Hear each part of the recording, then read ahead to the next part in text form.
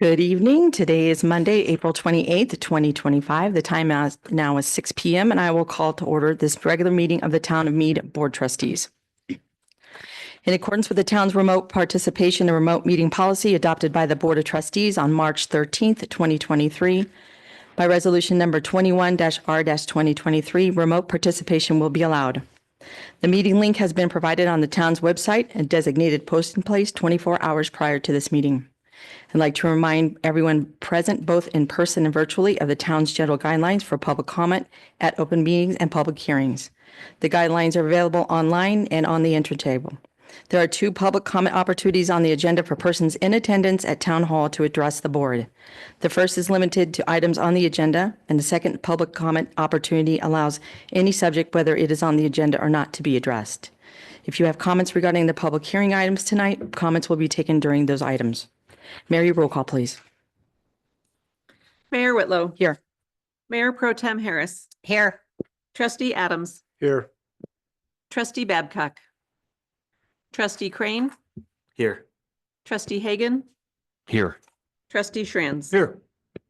Mayor Whitlow, today is Monday, April 28th, 2025, and you do have a quorum. Thank you very much. Please join me in a moment of silence for those affected by mental illness.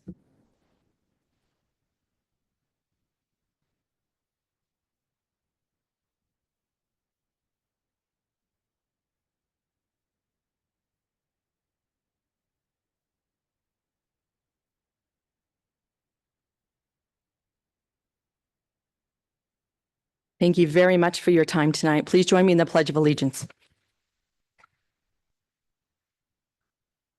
Pledge allegiance to the flag of the United States of America and to the republic for which it stands, one nation, under God, indivisible, with liberty and justice for all.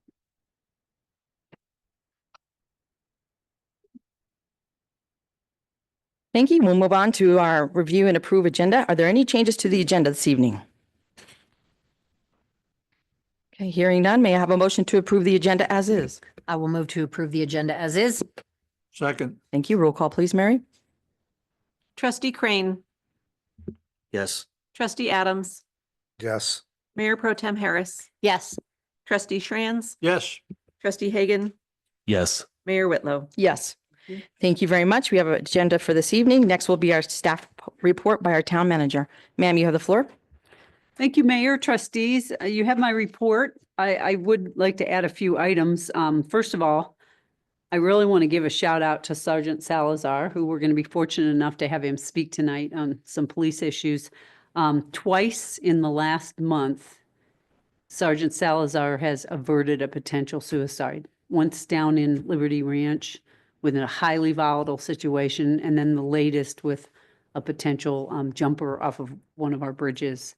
And I understand from Chief that he was on his way home and he came back to help with the situation. And it's just, we're just so lucky to have people of this caliber on our police department. And we have a fantastic police department, but this is just, these are the unsung heroes that people just don't hear about. But I just want to give a shout out to him and really thank him for his service, because I think it's really important that we have people like that under the leadership of Chief Newbanks. Also, I would like to mention that if you do notice, I have highlighted this every week, but there are drones that fly twice a week over our construction area. We have had a few people wondering if the government is monitoring their behavior, but we are monitoring the construction zone. So that's what they're doing. They're fairly low flying. You've probably seen them by your house. Yeah, yep. Also, the auditors are here this week. They're set up upstairs. If for some reason they may want to contact, they probably will contact the mayor, but sometimes they'll just want to speak to a random trustee. So if they call you, they're just doing their due diligence. If everything works out the way we hope, we'll be reporting back on June 30th with the findings of the audit. So hopefully our financial staff is providing them all kinds of documents and they're pulling their hair out. So that's going on. Also, just 2 dates to remember. You know, I've told you before, May 10th is the Gold Star Memorial groundbreaking. That's a Saturday. But on the 12th, which is our next board meeting, hopefully we'll have a fairly quick meeting because at 7:30, they're going to have the groundbreaking down at the new school. And we're hoping that you guys can all scoot out of here and go to that as well. So it is the season of groundbreaking. So that's an exciting one to see as well. And that's all I have for my report. Questions or comments for Helen? Sure. Well, I know trustee Harris brought this up last time about traffic and such, but I was wanting to know I know there's so much road construction going on, but specifically traffic on 66 getting so backed up east to west, like over the bridge over I-25 and just access to the businesses and such in there. What is that whole situation and whose responsibility is it? And is there anything we can do about it? So, so State Highway 66 is a state highway, so it's a state responsibility.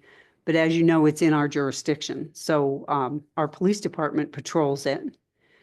But primarily it is the responsibility of the state. But it's often a shared responsibility when it comes to intersections with our roads. So, it's generally a collaborative solution. The problems, I'm not familiar with the backups. Is that a recent thing? Like I know 9.5 sometimes is shut down, but are you talking like all the way to 13 or where are the backups? I was just mainly between like 9.5 and over just on the other side of I-25. That little section right there just keeps, whether it has to do with 9.5 being closed or just the rerouting off of I-25, whether it's an accident or like that 66 thing that had the I-25 shut down forever, and just all these random things just coming together and seeming like it's all the time. Well, it is. I mean, if you will recall, was it 2 Sundays ago, Chief, that we had 16 accidents on I-25 and they are exiting at 66. So we're part of the problem in a way, but in fact, this is the I-25 project. And so whether it's accidents, whether it's that bizarre incident that occurred 2 weeks ago with a person who was fleeing the crime and then got run over, the traffic on 66, all I can tell you is going to get a lot worse. Because pretty soon, May 1st, May 5th, they're closing the bridge at Welker. So you're going to have people routed to 66 to come back around. So all I can tell you is it's going to get worse. There's nothing we can do to make that stop because that's their only place that people can get off. Since this is happening so much and there's so many backups on 66, that stretch of 66 right there still has a very high speed limit going across the overpass. Is there anything safety wise or just convenience wise for getting off and on 66 there we can do speed limit wise? Or is that only up to CDOT since it's a state highway? It is up to CDOT, and they recently completed a speed study. And the results of the study, I believe, determined that the speed limits were correct. Okay. So, yeah. So I'm assuming then that they also looked at, because I know I try to jump across that highway all the time, going over to Tractor Supply and the vet over there. And it's sometimes you feel like you're in a Frogger game getting across that highway. Have they said anything about plans for a light at that? I'm assuming they did a study for a light and it didn't need one yet, but like what do you know anything about? Yeah. So, and Mayor, if you want to address it, because Mayor was part of this coalition, but. Are you talking about Mead Street? Yes. Mead Street. Yes. Where the 3 gas stations are. Right. And then you jump and you go. So according to the PEL, which led to the ACP, which is Access Control Plan, and our town engineer and our town manager, we did this for 4 years, the coalition. That intersection is a 3/4 movement turn. So you can go right out, right in, and then across. So it didn't warrant a light there. It's not even just warranted a light. It precludes a light. Because what they're ultimately will do there If it gets so bad, they force it into basically a right in, right out situation. So if you're coming out of Mead Street, you'd have to go east and basically turn around at the light to come back to the west. The ultimate solution, and we can share the access control plan, is to build a rearage road that is on the north side, that all the businesses on the north side of that will take access over to 9.5. But I mean, there's that, kind of a road there already. yeah, but there would be a formal road from Mead Street that would be north of 66. And how College Avenue in Fort Collins has that frontage road? Yeah. It's a similar type of solution there. But that little road, like literally dead ends like 5 feet or comes out like 5 feet from Highway 66. Like there's not really, like there's no way you could ever take a left off of that. I don't know. Okay. I mean, that would be a nice intersection to eventually, obviously, deal with at some point because it is also kind of dangerous. But I actually wanted to get back to County Road 7 and Highway 66. And I guess this is also for Erica. Because I've been thinking about what you said at the last meeting, and it's been sticking in my craw, I guess. Not what you said necessarily, but so you said that basically the state and essentially us, because it's costs a lot of money, would like to see the developers develop that intersection, right? And put in all the improvements in that intersection. And so we've got Mead Place, which is trucking along. They'll be the first ones to do improvements on that corner, right? And I don't know exactly what those improvements would look like, but I'm assuming it'll be just their corner, the corner that adjoins their property would have to be improved in some way, shape, or form. I'm assuming left turn lane, right turn lanes, something along those lines. Then let's say Kitely across kitty corner from it. I know that they're working with the town, talking with us. So let's say that within 2 years or so, they get trucking and they do something on their corner. In my mind, I cannot comprehend how that intersection is even remotely functional with improvements on 2 opposing corners and nothing on the other 2 corners. Because one of the corners is a homeowner. There ain't crap that's going to happen on that corner for a long time, as far as I know. It's not owned by a developer in any way, shape, or form. So we're sure as heck not going to be asking a homeowner to be doing any improvements on that corner. And then the other corner is Liberty Ranch, which we currently have no interest that I'm aware of on developing. And I mean, technically that little corner is actually a homeowner too, where that little granite business was for a while and is still a home. But even if you look beyond that and you look at the bigger picture of that corner, that whole development, we have zero interest in that corner right now. So those 2 corners I don't see happening for a very long time. So I would like to understand how the developers doing 1 corner right now, 2 corners maybe in the near future, is going to make that intersection functional at all. Because in my mind, it makes 0 sense. And in fact, I even drew it out on a piece of paper because I was like, how in the crap does this intersection going to make any sense and be safe at all? Well, the answer is if we were to do a project that would involve a dedicated left turn lane, a dedicated through lane, a dedicated right turn lane in both directions, you don't just do half an intersection or a quarter of an intersection. Now you can do a right turn lane, for example, but if we were going to do a holistic approach, we would try to build a whole project. For example, the mast arm signal that went in there, that was a patchwork quilt of the developer of Mead Place put in $500,000. The town put in a small amount of money, and then we got a grant from the state for $1.6 million. So that was put together we combine funds the best we can. So if we were at the point where development, it doesn't go just by corners. It goes by contribution to an intersection. For example, say we got a Target that went in on the south side of 66. It would generate so much traffic that it would have to improve that intersection. It wouldn't just improve its contribution. Because you can't do a Okay. quarter of a roundabout or a quarter of an intersection. You have to do it holistically. So anytime you get into a big project like that, we're always looking for partners. The state always wants to help, but they can't bite the whole apple. Okay. So that, it's kind of a long answer, but that is the way it goes. Okay, so you're saying that when the Mead Place developer comes, he's not necessarily just gonna do his corner with a right turn lane?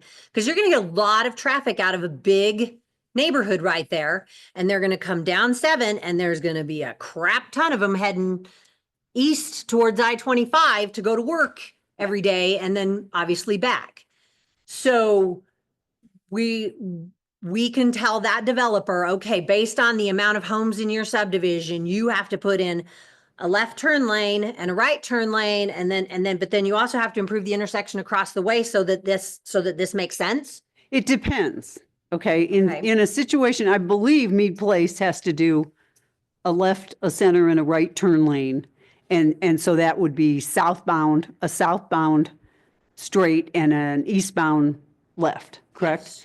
Okay, that can be accomplished without completely redoing the intersection because you have 66 is like 200 feet wide. So there's enough of a receiver lane on 66. So that can stand on its own. But when you start looking at more to the intersection, the ultimate, Erica, do you have an ultimate CDOT? Yeah. Do you have that on where we can show it up on the screen? Okay. While she's getting that, to add, because the confusing thing for me, because I get asked by a lot of people. Take 66 and you're heading west and you come to 7 and you want to turn right. CDOT has already improved that whole area with repaving, and they put a shoulder in instead of a right turn lane. And people would ask me, why didn't they put a right turn lane in? I said, I don't know. That's what I'd have done. I'd go out there with a paintbrush right now and paint an arrow and you got a right turn lane. No. So, but I know, Yeah. but I guess my question is, and it's not ours because it is CDOT's, but do we have any influence or can we make any suggestions to do those kinds of things? They just did the same thing on 13. They filled the turn with dirt because the trucks were digging these huge potholes and they make these turns. And guess what? 2 days after, got the pothole. Why didn't you pave it? You know, it doesn't make any sense to send a crew out there every other month to fill these holes when you can just pave it and make it, even if it's temporary. Now, you know, the shoulder on 66 going west, I understand the shoulder bit, I get all that, but even temporarily, I sat through that light Saturday 5 times because everybody wanted to turn right, but they couldn't. So they plug up the lane. When the light turns green, people don't go. They have to make these turns. If we had that right turn lane, then you could take half that traffic out of that lane and let them go make their right turns coming into Mead and let the rest go west. It's just puzzling to me. Well, they Somebody have, doesn't think through that. in that particular situation, that what would be the right turn lane has to have a lane to turn onto on 7. And there's no lane there. You're right. So you can't just turn it into a right turn lane because there isn't a receiver lane. So it has to have a lane to turn into. And because there isn't enough pavement there yet, and we don't have the right of way, you can't turn that into a right turn lane because there's nothing to turn into. I understand that and I agree, but you know what? Everybody makes a right turn off the shoulder because they're not going to sit in traffic. You know, I don't necessarily condone that, but I understand why people are going to do that. They just jump on the shoulder and shoot down. And I've seen a couple of situations where somebody's coming down that shoulder because they start way back at the light, coming down the shoulder, and then somebody's trying to make a right turn, a legal right turn. So you get this kind of. Exactly. situation. And that's But it exactly happens. what, and imagine a truck trying to make a right turn Yeah. from that shoulder when there's no receiver lane. The back end of the truck would drift into that lane. So that they can't create a right turn situation if there's no lane for you to go into. I get it. And I understand. we can influence it to the extent that we can, but you know, we don't have the money to acquire the property and to build that lane And at this point. that's always my excuse is that it Yeah. takes money and it's not there. That. Yeah, and then remember there was a ditch It there. gets tiring saying Yeah. the same Yeah. thing over and over again. Well, and it's a hard, sad tale to tell, but it's the truth. You know, if we had all the money, are you kidding? I'd go nuts on transportation stuff. So. Erica. All right, let's see. Am I pushing the right button? There we go. So here we have the existing configuration today, and you can see the new mast arms that are there. So there's only one lane coming north being to the top, right? There's only one southbound lane and one northbound lane from the south. There are a couple turn lanes, right? If you're eastbound on 66, you can turn left or right or through. If you're westbound, you can make a left, or the through and the right are combined. So does that orient everybody? Yep. And now I'll go to what will be constructed there ultimately. So what I've highlighted in red here are the improvements that Mead Place will be constructing. So they'll be adding the southbound right and an acceleration lane to the west. And they'll also be adding the southbound left. And then on the far right of the picture would be westbound right turn to northbound road set. Okay, So but that's right all. there, you're creating what Helen just said can't happen. You're creating a right turn lane off of 66, and yet there's no receiver lane. Right there, you're showing us exactly what Helen said cannot happen. She said you can't put a right turn lane here because there's no receiving lane here. That's what she just said. And now you're telling me that Mead Place is gonna build a right turn lane, and yet there's no receiving lane. So you're telling me what Helen just said can't happen. Could you How is go, that possible? Someone explain that. could you go to the previous picture? See, you have the eastbound lane on 66 is going to turn right onto 7. That's exactly the same situation that you have kitty corner coming off of 66 going west. To Tricia's point, you don't have a receiver lane there now going east on 66, turning south on 7. And that's true. And they added a right lane. Yeah. Again, go to the new one. There is a new, look. See this right here? This is an extra lane. The difference. That's the left lane. Trish, the What? difference is the radius of this. Yeah. Now this has a big enough radius so a truck could turn in there and its tail end would gonna follow bite. around. Well, okay, but Right now, so it's then that's not what Helen said, though. Just that's particularly now. It Okay. is. What I think what they're saying, Trish, is they're expanding the Yeah. whole intersection Yeah. with those different radiuses. What I'm saying is Okay, so- right now, today, there's no receiver lane. That configuration up there has a receiver lane. That westbound turn on 66, turns that radius and then can head north. They're basically what I'm just saying is today it can't without having the ability to receive the traffic. But that is reworking the radius and adding asphalt so that you can have that turn. Okay, so you're not saying it has to have a dedicated receiver lane. Yeah, it does. It does. Because you see, with the width now, the width of 7 isn't half of this because that lane isn't there. When they put that left turn lane, the width of 7 expands, and then now you're going to create another lane in here. So you're going to have 3 lanes, northbound, southbound, and left. Mhm. And they're going to expand the pavement to do that. Okay. Saying it right? Yes. Yeah, you are. I get it's confusing, Okay. but if you look at that picture, you'll see they aren't adding it because they're adding on the other side of the intersection. But you cannot have a dedicated turn lane without somewhere to receive the traffic.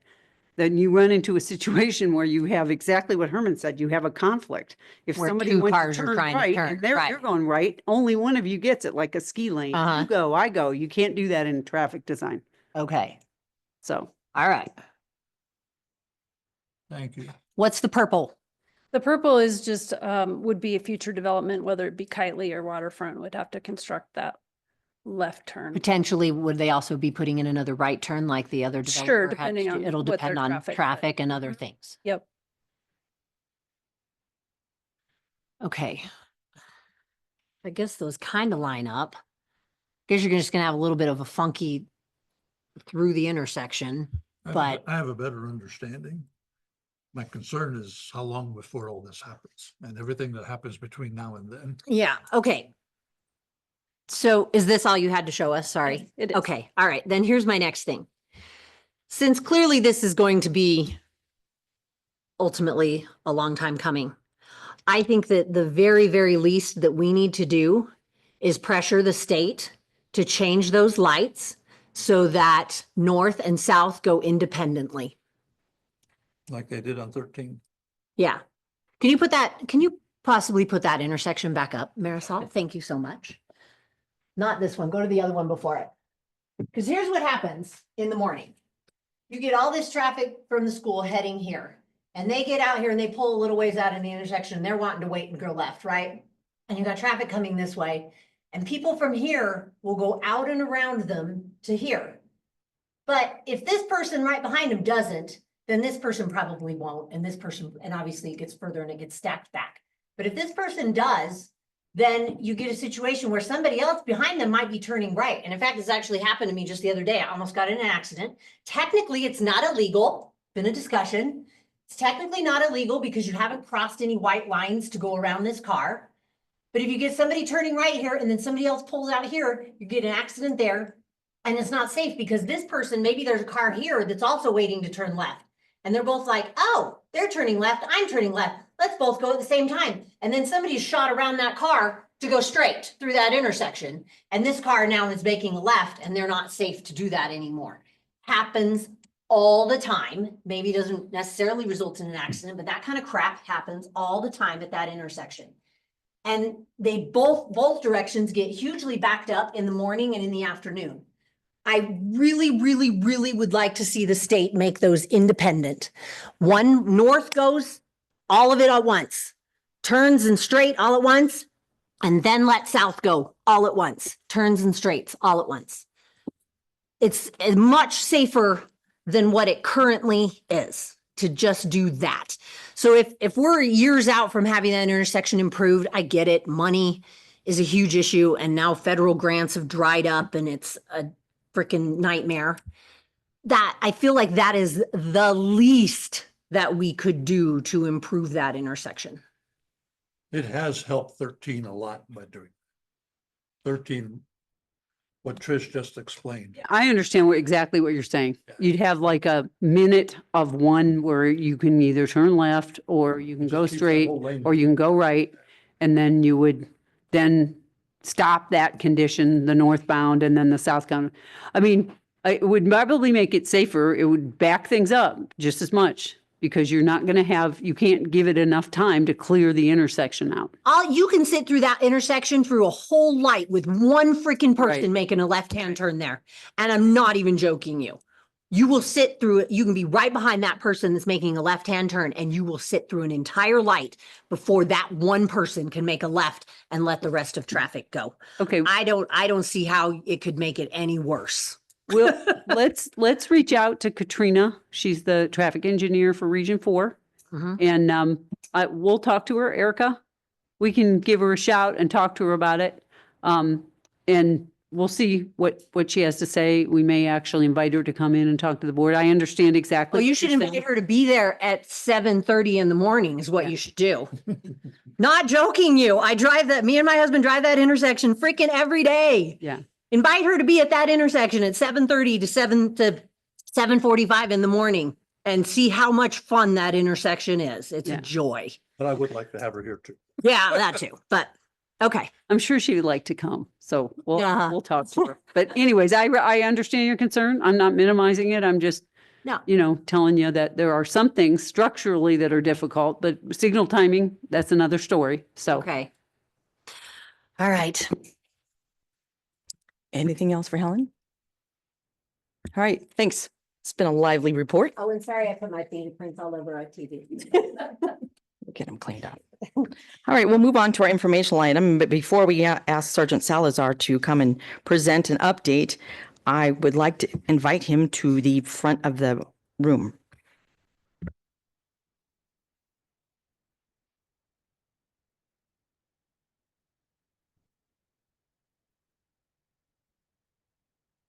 Helen said all the words that I was supposed to say to you, but I wanted to present, the award to you, on behalf of the board and myself, of the outstanding service that you have displayed in our last couple of weeks, in ongoing service for your community. So this is for you. I appreciate your time. Thank you very much.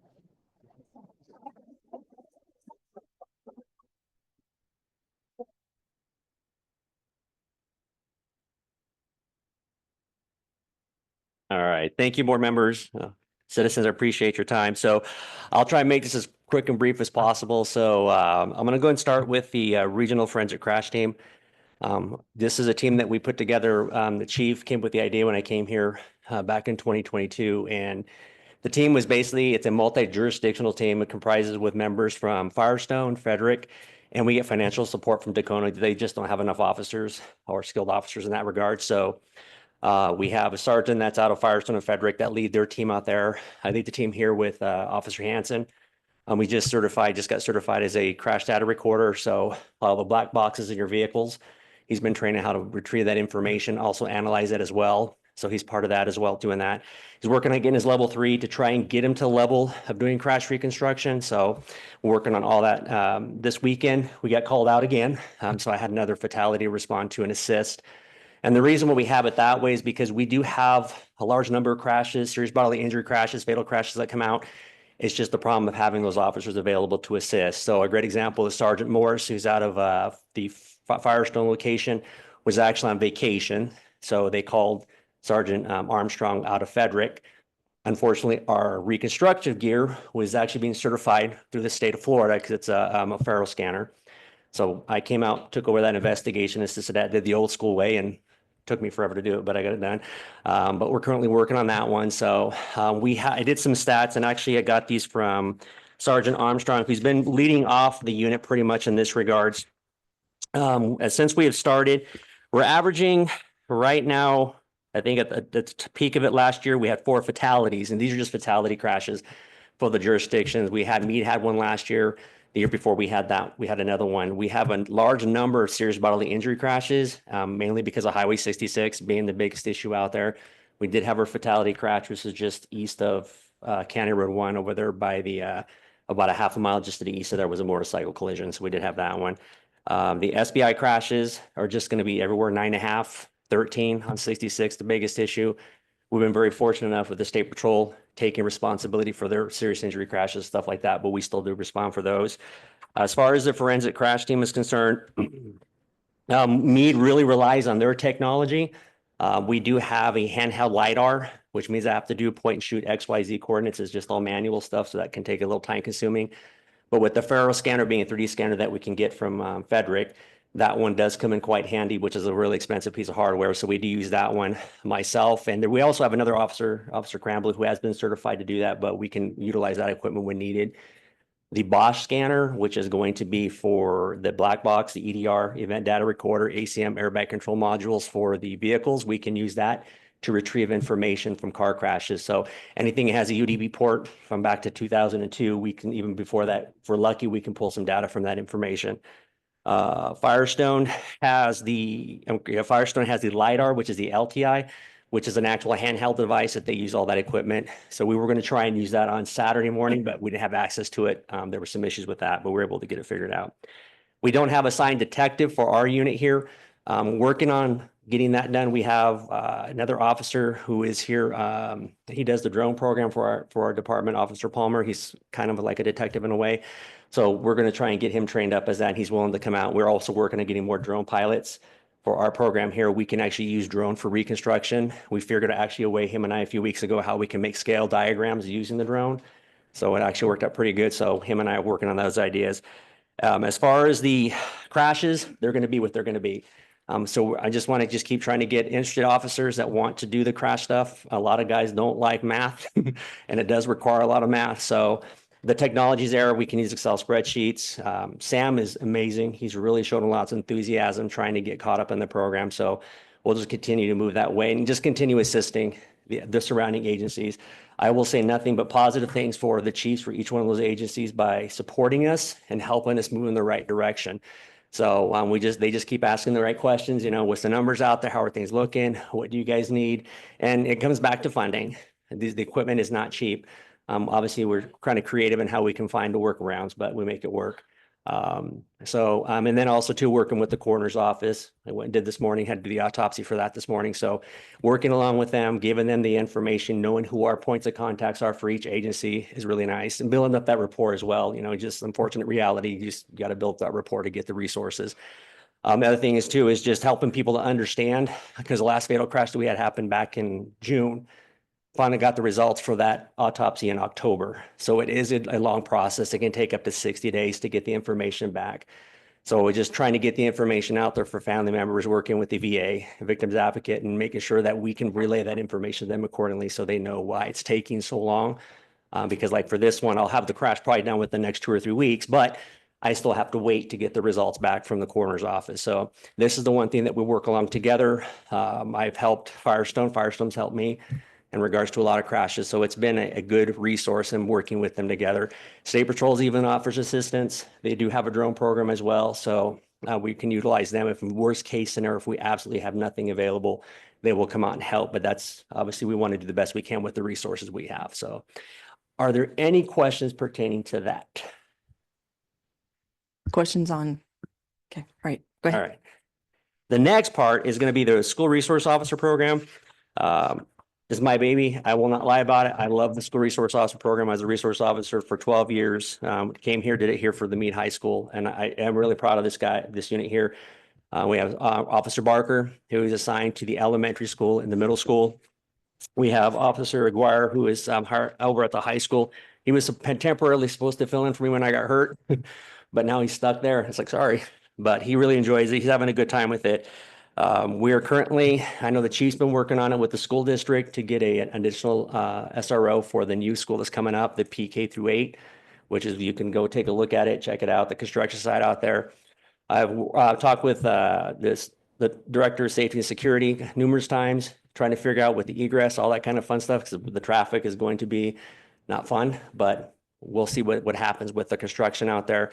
As far as the new principal's already been assigned, so he'll be working on getting the staff and everything for. They'll have you think you mentioned it, they have a meeting coming up on the 12th. I'm going to go there as well to try and get some information to make sure we can relay it back to the town as well, to make sure there's nothing we're missing. And I'm going to keep being a pain to them, trying to find out little bits and pieces, because I know we get it just trickling out every so often. We don't currently have anybody assigned as an SRO for the PK through 8. We're working on that one. So we're just waiting to hear back from the school district on what they're going to do, how they're going to help us with that portion, because it's not cheap. Just be honest. The positions are expensive, but the reality is they're willing to work with us in that regards. As far as what we're trying to do with the schools to work along with them, we do currently have the juvenile justice program. I did talk about this last year. It's still in process. The school district actually supported us completely on that when they actually bought the license, which is a $5,000 license. They was able to work a deal with the program. They waived $1,000. I just have to host a class coming this fall or this summer for the school district, for members that want to attend to get an idea, mainly for investigators as well, IT specialists, so they can have an understanding of the backside of the juvenile justice system. With this day's technology, iPads, the kids have iPads, so they have the Mac Chromebooks and things of those natures. So those are becoming a never-ending trend. We have one of our sergeants. He thought he was a sneaky, he snuck in the back a little bit ago, but he does all that kind of fun stuff. So, but the JJ program, the juvenile justice program, like I said, they waived $1,000 to try and get that class. So we're going to work on that one. I worked with Firestone Police Department, the SRO down there, Luke Dunker. I met with him and the principal about 3 weeks ago. They're going to go and start the program as well. So Mead will be the host agency for this program, which is the first one of its kind in the state. So we're doing it in that fashion at the lower tier level. So it doesn't come to a cost to the family. So if one of their kids decide to digress and go the other route and do some unclassified petty offenses, things of those natures, we don't have to write them a ticket. We want to do what we can to educate them. And that's what the course is. I've sat down, created numerous programs to try and annoy the kids in a positive way in regards to education. Because like I said, the last thing I want to do is write them a ticket. Because reality is kids are going to mess up. So the offenses that we can cover through that program are going to be like harassment. So we got the hate speech, social media, texting, things of that nature, disorderly conduct, which is huge. We have a lot of fights at the high school, unfortunately. So instead of writing them a ticket for disorderly conduct, we can go ahead and look at other options and doing a program for that one. Even third degree assault, which is kind of weird because it is a victim's right violation, but we can do that at the municipal level. Criminal mischief, criminal trespassing, curfew violations, which we don't get too many of those. Sexting is kind of one of those weird ones because it's a civil offense. So we've been pretty lucky here in Loveland, in Mead, where we can go ahead and enforce it in a positive way in that regard. So, and then the theft, the shoplifting, we're starting to get that, unfortunately, with the QT. A lot of the high school kids are starting to go to the QT now. And we've had 2 of them, which is the reality. I know we probably had a lot more. And the QT manager there at the Quick Trip really does not want us to write tickets to the kids, but he wants them held accountable. So I said, well, let's do that. And met with that manager last year and everything went really well with that. And then, of course, we had it again. So a little bit of shoplifting when that begins to occur.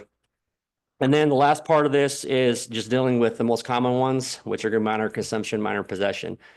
We have the marijuana, the tobacco, which is the nicotine-based product, the vape pens, and obviously the alcohol. Right now, the vape pens are the huge one. Dabbing, marijuana. I'm trying to work with the school district, trying to persuade them to move away from just writing tickets. A reason being is we're a green state, and I say that in a comical kind of way because marijuana is legal in Colorado, but it's not legal to obviously under 21. However, then you get the parents that are saying, well, if it's legal for me, it should be the same thing like alcohol or tobacco. And, I can't argue that logic because realistically, I see that point. So right now, it's just trying to get the perspective of the administrations to change in that regards, but also to bring up like the middle school, because we do start getting the vaping at the middle school level. So I worked with Officer Bark, who we just was certified through Digital Futures Initiative to do presentations in the schools as regards to sexting, vaping, and things of that nature. And then I'll work with Officer Aguirre once he gets a little more free time. Because what I have them doing as well is I have them doing school resource officer activity logs, and he's pretty busy. 90% of the violations are at the high school. That's where the bulk of them are at. Unfortunately, at the middle school, we still have violations as well. We've had some high crimes there in regards to that. So we're trying to do what we can based with the resources that we have. Chief has worked really hard to get us the staffing where we're at in support of the town, which I truly appreciate. You guys being so supportive in that regard. So helping us help the citizens and working with them and getting the buy-in with the parents. They love the JJO program. Crimes have kind of dropped down a little bit this year, which is nice because I know they're asking, well, how come we're not seeing a lot of JJO? Well, it's because they're not really doing a lot, which is good. Crimes have stayed a little further to the northeast of us, which is a lot better into the east of us. So we're very fortunate in that regards. Are there any questions on JJO? Questions, go ahead. Well, I just want to say thank you. You're welcome. My brother is a crash reconstruction specialist as a state trooper in Ohio. And I know what it takes to get that certification and everything. And I also know the hard things you have to see when you do that. So I appreciate that. Thank you. Also, one of the questions with the You- SRO officers, I guess, what about, we're seeing a lot more of like AI generated images of kids and deep fake porn and stuff like that. Is that anywhere on the radar yet? So hopefully not, but. So in regards to the AI generated stuff, we've been very fortunate here in Mead. I'm going to say that cautiously because I don't want to jinx us. That's just a reality that we're going to have to face. It's not, I always joke and say it's not a question of if, it's not a question of when. When is it going to happen? So having the officers train, like I said, I know Sergeant Ellis is trained in that kind of realm as far as dealing with that part. Yes. As far as I'll have to ask him directly in regards to that, but I know that he's skilled in that regards of when it comes to technology. I know this is the fortunate reality we have too. We have a lot of younger officers, a lot like me, like a dinosaur, but these younger officers are a little more witted in that regards where they can look it up and see that something's going on. Plus also too, with the JJO program, that was the class that they're going to come out hopefully this fall or this summer. We want to start covering some of that stuff, showing how we can research it. Because I have the basic knowledge on how to start doing that research, because Google is amazing in regards to it, because it'll actually flag and say that this stuff is AI generated. So we have that basic knowledge as far as going more in depth. If we have to rise to that point, and we can start looking at, the current state laws that we have, because harassment in the state of Colorado does have the law in regards to harassment specifically because of some incidents that have occurred in the state. So there are things in place to try and combat it. Of course, on the back side, not necessarily on the front side. Any other questions?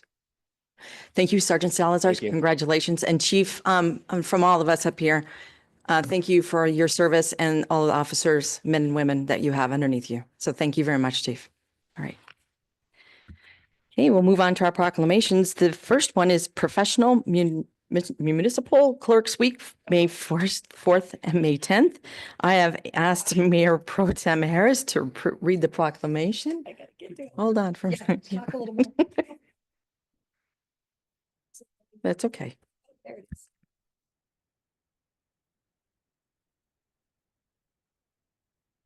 All right. One more. Professional Municipal Clerks Week, May 4th to May 10th, 2025. Whereas the office of the professional municipal clerk is the oldest among public servants, and whereas the office of the professional municipal clerk, a time-honored and vital part of local government, exists throughout the world, and whereas municipal clerks provide the professional link between the citizens, the local governing bodies, and the agencies of government at other levels, and whereas municipal clerks have pledged to be ever mindful of their neutrality and impartiality, rendering equal service to all, and whereas professional municipal clerks continually strive to improve the administration of the affairs of the office of the professional municipal clerk through participation in education programs, seminars, workshops, and the annual meetings of their state, provincial, county, and international professional organizations. And whereas it is most appropriate that we recognize the accomplishments of the office of the professional municipal clerk. Now, therefore, Colleen Whitlow, Mayor of the Town of Mead, does hereby proclaim May 4th through May 10th, 2025 as Municipal Clerks Week, and further extend appreciation to our professional municipal clerk and deputy clerk for the vital services they perform and their dedication to the Town of Mead, given under her hand and seal of the Town of Mead, Colorado on this 28th day of April, 2025. Thank you very much. And is there a motion to approve the signing of this proclamation? I move to sign the proclamation as read. I second. Thank you. Roll call, please. Trustee Shranz, Yes. trustee Adams, Yes. trustee Hagan, Yes. trustee Crane, Yes. Mayor Pro Tem Harris, Yes. Mayor Whitlow. Yes. Thank you. Thank you. Motion carries. And thank you to our clerks tonight who are with us tonight, Mary and Marisol. Thank you for all you do for us. Thank you. Next, moving on to Mental Health Month, May 2025. And in the audience tonight, we have Ms. Sanchez from the North Range Behavioral Health. You have the floor. Thank you for being here again. Yes, thank you. Yes, my name is Michaela Sanchez. I'm the Marketing and Community Outreach Director for North Range Behavioral Health. I'd like to start by thanking you just for being so welcoming. Each time that I come, it's just such a joy to be here, and it's a pleasure to see how much you care about your community. This is really one of the, it's got good mojo when we come in here. So thank you very much. A little bit about North Range. So North Range is Weld County's comprehensive state safety net provider. We used to be called Community Mental Health Centers, but there has been some restructuring at the state level around behavioral health. And so the comprehensive safety net provider is the term that we use now. What that means is that we provide quality comprehensive behavioral health services for all ages and stages, regardless of ability to pay. And that's the really important part. We're also recognized federally as a CCBHC. And I don't know if you've heard that term, but it is a certified community behavioral health clinic. And what that does is it requires us to adhere to certain standards and to meet different criteria to be federally recognized. And some of those criteria include making sure that we have easier access to care, to critical services, such as our 24-hour, 7 days a week, 365 crisis support. Immediate screening and risk assessment, and really focusing on care for our active and military veterans. And so that definitely is a priority. So May is Mental Health Month, and that's really a time when we try to get people to recognize that mental health is an important issue, to understand how important it is to advocate for mental health. In the proclamation, you'll hear a couple different statistics, but in short, it really is one of the most common diagnoses that we have. And when we talk about mental health, we're also talking about substance use disorder. And so every one of us in this room, I can probably bet, has been affected in our families or in our circle of friends with somebody who is experiencing a behavioral health challenge or a substance use disorder challenge. So I just wanted to thank you again for helping us to kind of raise awareness about that. We're here to do prevention work, to actually do therapy, but we also do work with the community to do education. And so if the roles that you play in your community, if there's ever a time when you would like to have some education or workshops on how to talk about mental health or bring those topics up or understand them better, we're here. And those are at no cost to you as well. And that's all that I have tonight. Thank you very much. Thank you. Appreciate it. I've asked trustee Schranz to read the proclamation, but before that, he would like to say just a few words on this subject. Thank you. Thank you, Michaela. I want to make some comments because I recently, as of last Thursday, had the opportunity to get involved with an organization called Project Help. Project Help is an organization that deals a lot with mental health issues, especially in young people. The person who started that had lost his daughter to suicide, and that caused him to do a lot of that. They work in that space a lot, and they have done, from what I saw and what I heard, a tremendous job. They get very involved with the schools and in the actual classrooms, and they have things that they do with the young people for awareness and things of that nature. The big message that they push is the value of volunteering and helping other people. They push that very, very hard, and that kind of tugged on my heartstrings a little bit as well. So I wanted just to introduce that Project Help. It sounds like you have at least heard of them. They have recently merged with another organization called Spark, which did a lot of the same kinds of things. So they merged together to be able to expand their resources and provide more and more for the individuals. So I wanted to talk about that only because I thought it was very, very valuable.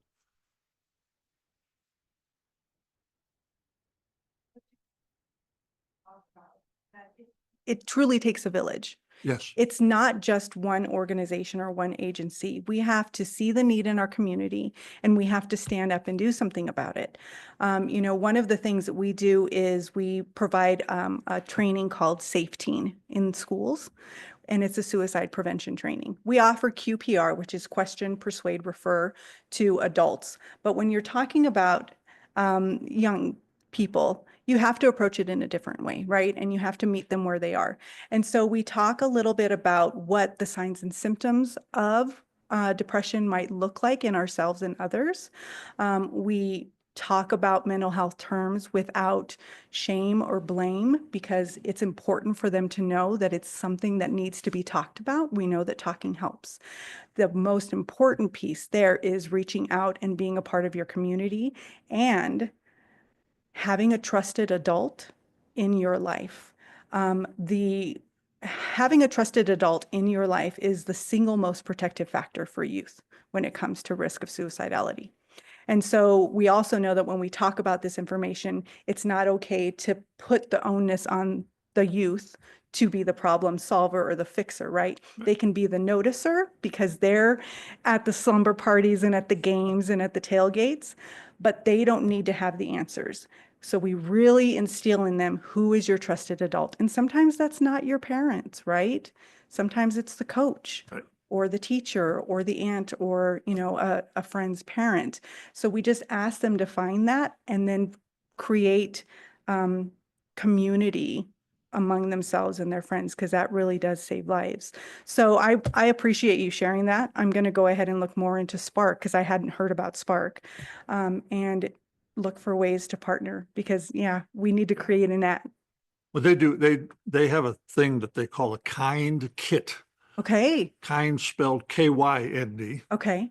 And it's a kit that they give to young people in schools for the kids to put together. And when they're completed, they give these kits to a homeless person. So inside there, you have everything that they need. But it's teaching kids that volunteering is okay. Volunteering is a good thing. They have learned that people feel better about themselves if they've had the opportunity to help somebody else. Well, and a couple months ago, I think it was last year, I was here for another initiative that we have called Acts of Connection. And that is an initiative that's put on with a lot of different agencies. As a matter of fact, I see Matt Port here, and the High Plains Library District is a really critical Right. partner there. Different sectors come together, and what we're realizing is that this connection problem that we have in our communities has to be mended. People feel alone, lonely, and not seen sometimes, but they're not saying anything. And what we do know too is that the opposite of addiction is connection, right? So if we can do some upstream stuff in the way that you're kind of speaking about, we focus a lot on our kids and we know that that's important, but our adults are hurting too, right? Our adults need to connect. And it's a lot of stuff. It's not rocket science. We all know it to be true, but it's about being intentional about that connection. So yeah, I love that idea of that kind kit, right? Kind kit. I'll look into that and see what that does. Well, thank you for that. I'm going to go ahead and read the proclamation. thank you. I guess the good news out of this whole discussion is I think more and more of us are becoming more and more aware of the situations that we have. And I think that's probably key, just awareness that things like this are happening. Right. So thank you. Proclamation of Mental Health Month, May 2025. Whereas now more than ever, we must understand that the health of our minds is as important as physical health. And whereas 1 in every 4 people are affected by mental illness, with more Will County residents having reported mental health challenges such as depression, anxiety, and other mental health conditions than in years past. And whereas Mead residents can find recovery through a variety of outpatient, residential, and critical walk-ins, crisis support options through Will County's Community Mental Health Center, North Range Behavioral Health. And whereas Mead residents are healthier because of North Range's commitment to preventing hospitalizations, incarcerations, trauma, suicides, and substance use disorder through collaboration with community health centers, school districts, human services, law enforcement, United Way, and many others. And whereas National Mental Health Month is observed every May to raise awareness about behavioral health, recovery, and hope, the importance of prevention, and the factors that contribute to mental wellness. Now, therefore, Colleen Whitlow, Mayor of the Town of Mead, does hereby proclaim the month of May 2025 as Mental Health Month and call upon the citizens, government agencies, public and private institutions, businesses, and schools to recommit our community to increasing awareness and understanding of behavioral health and understanding the need for appropriate and accessible services for all citizens. Given under her hand and the seal of Town of Mead on this day, 28th of April, 2025. Thank you, Herman. Is there a motion to approve the signing of this proclamation? I will move to sign this proclamation. Thank you. Second. Thank you very much. Roll call, please, Mary. Trustee Crane, Yes. trustee Adams, Yes. trustees Schranz, Yes. Mayor Pro Tem Harris, Yes. trustee Hagan, Yes. Mayor Whitlow. Yes, motion carries. May we pause and take a picture with Ms. Sanchez in the proclamation after I sign it?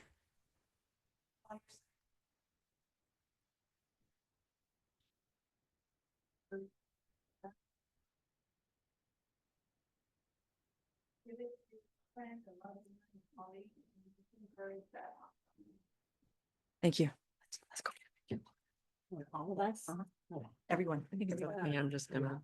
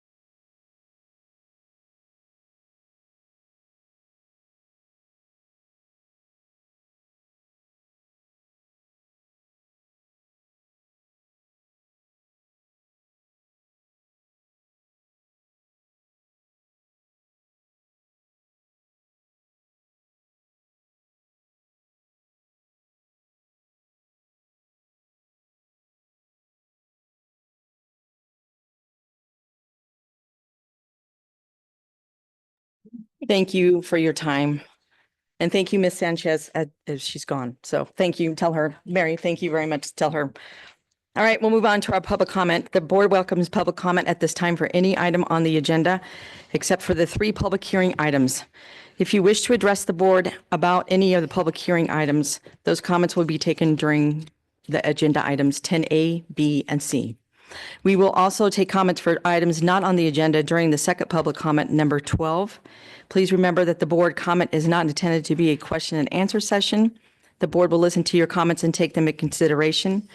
All comments should be directed to the Board of Trustees and not to a specific individual.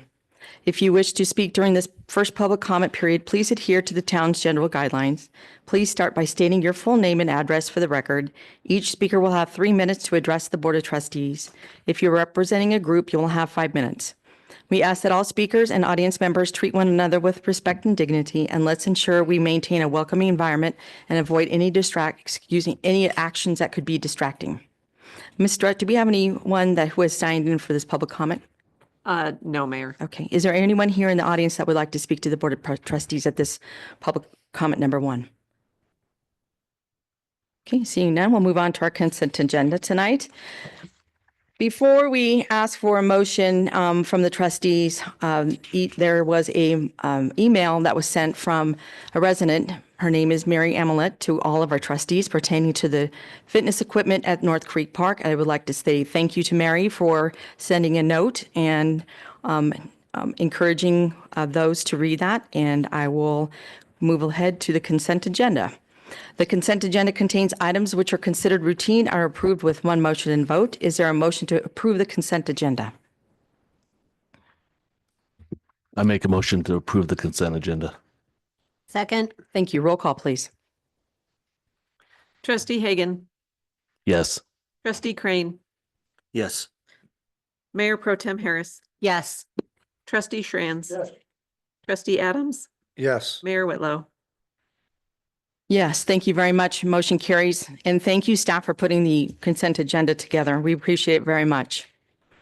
We'll move on to our public hearing. We have 3 public hearings tonight. For each public hearing, we will first hear from staff before allow public comment and time for the trustees to ask questions and consider the item. The first 2 public hearings relate to a proposal for a future fire station for Mountain View Fire Protection District to be located on the portion of Track B, Liberty Branch, which is a property currently owned by the town. I'd like to remind the board of my standing disclosure regarding potential conflicts of interest on file with the Colorado State Secretary of State, which discloses and confirms that I presently serve as the mayor of the town of Mead and as a board member on the Fire District Board. This standing disclosure states that if there is a specific conflict of interest identified in the future, I will disclose the conflict and follow the procedures required by law. In this case, I have no personal, private, or other financial interest that would be impacted by the decision regarding the location of the proposed future fire station at this location. For that reason, I do not believe that I have conflict of interest and plan to fully participate in both public hearings. And so with that stated for the record, let's get started with the first public hearing tonight. I will invite Jason Bradford, our Community Development Director, to present to our staff. And I will now open the public hearing for, Can I say something really quick? I noticed on this one that you have it here as filing number 2, but right here you have in the ordinance, you have it as filing number 3. And I don't know which one is going to be the end all one, because I know you printed one on our old software and this is on the new software. So I just wanted to point out the difference, that those were 2 different numbers. Okay. On the agenda for the meeting, it is filing number 2, the 3rd amendment. So if you're looking at the new one that I typed up, I just didn't know. I might have done that quick. Official one? No. No? Okay. All right then. Great. okay, now I will open the public hearing on Liberty Ranch filing number 2, the 3rd amendment, minor subdivision plat at 7:04. Sir, you have the podium. Thank you, Mayor. Thank you, trustees. Appreciate the opportunity to present this to you this evening. Yes, and so the topic before you this evening is Liberty Ranch filing number 2, the 3rd amendment, minor subdivision plat. And so just so for some background information, the applicant is Mountain View Fire Protection District on behalf of the Fire District and High Plains Library District. The owner, as was stated, is the town of Mead. The property size is approximately 32.69 acres. It's located south of Highway 66, west of County Road 7, and east of the Liberty Ranch neighborhood. The proposal before you is to establish a minor subdivision plat, which will create 3 buildable lots, 3 tracts of land, and 2 roadways, Liberty Drive and Chaparral Drive Street. And this graphic here shows the property in question outlined in red.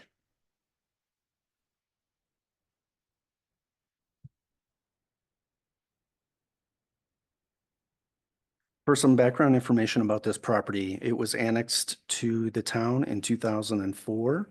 It was annexed and zoned to in 2004 as part of the Frederickson Farm annexation and zoned to single-family residential RSF4. It was then replatted in 2007 to create a single-family, I'm sorry, not replatted. It was platted in 2007 to create single-family detached lots. And then it was replatted in 2011 to create this Tract B 32.69 acre parcel dedicated to the town for public purposes.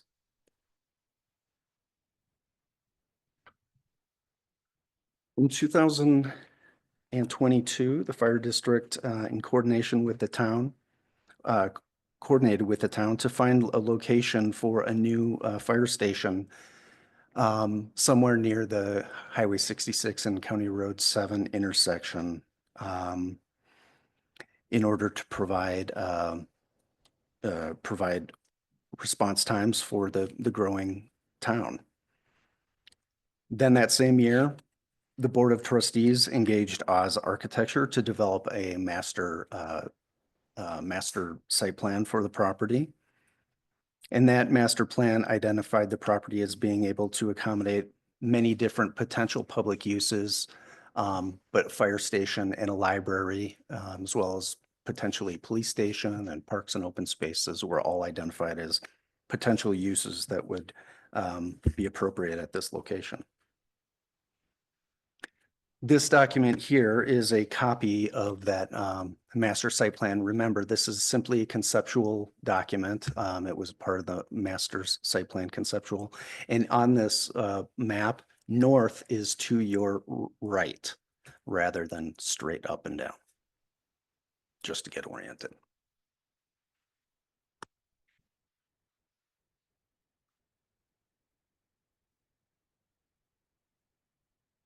Then in the year 2024, last year, the town, the fire district, and the library district established a pre-development IGA, or intergovernmental agreement, to coordinate on the platting and the potential development of the property. The proposal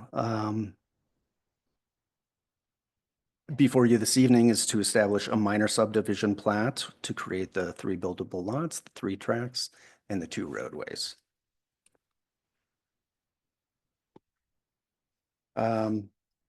This drawing here, let's see. My highlight is not functioning, but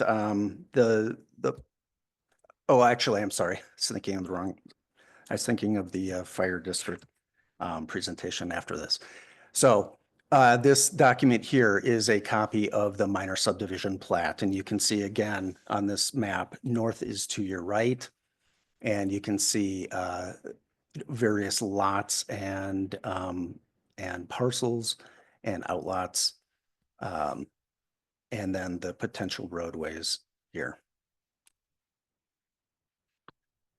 In reviewing a minor subdivision plat, we look at the code section 16-4-80, subparagraph C, which sets forth the criteria to review a minor subdivision plat.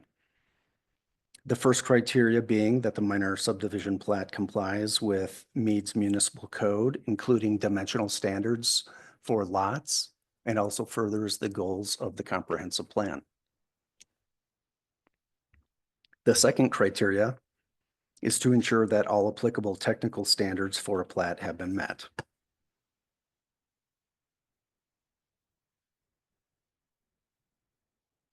In reviewing the comprehensive plan, staff found that under the thoughtful community planning, facilities and services vision statement, several of the goals and policies anticipated were anticipated cooperation between the town and other public service agencies for the improvement of services to the benefit of the residents of the town as well as businesses.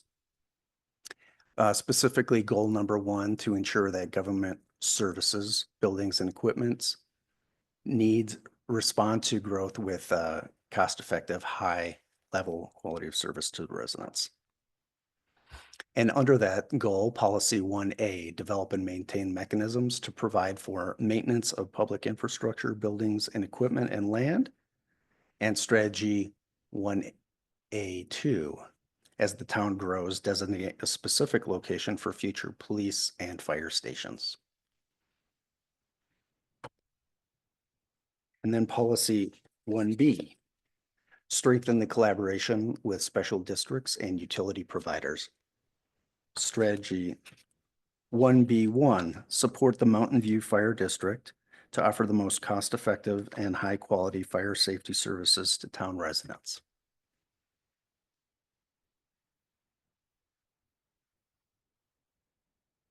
Pursuant to the pre-development IGA that was established, the town has agreed to convey portions of the property, specifically 3-acre parcels for the fire district and another 3-acre parcel for the library district, to the districts for nominal compensation.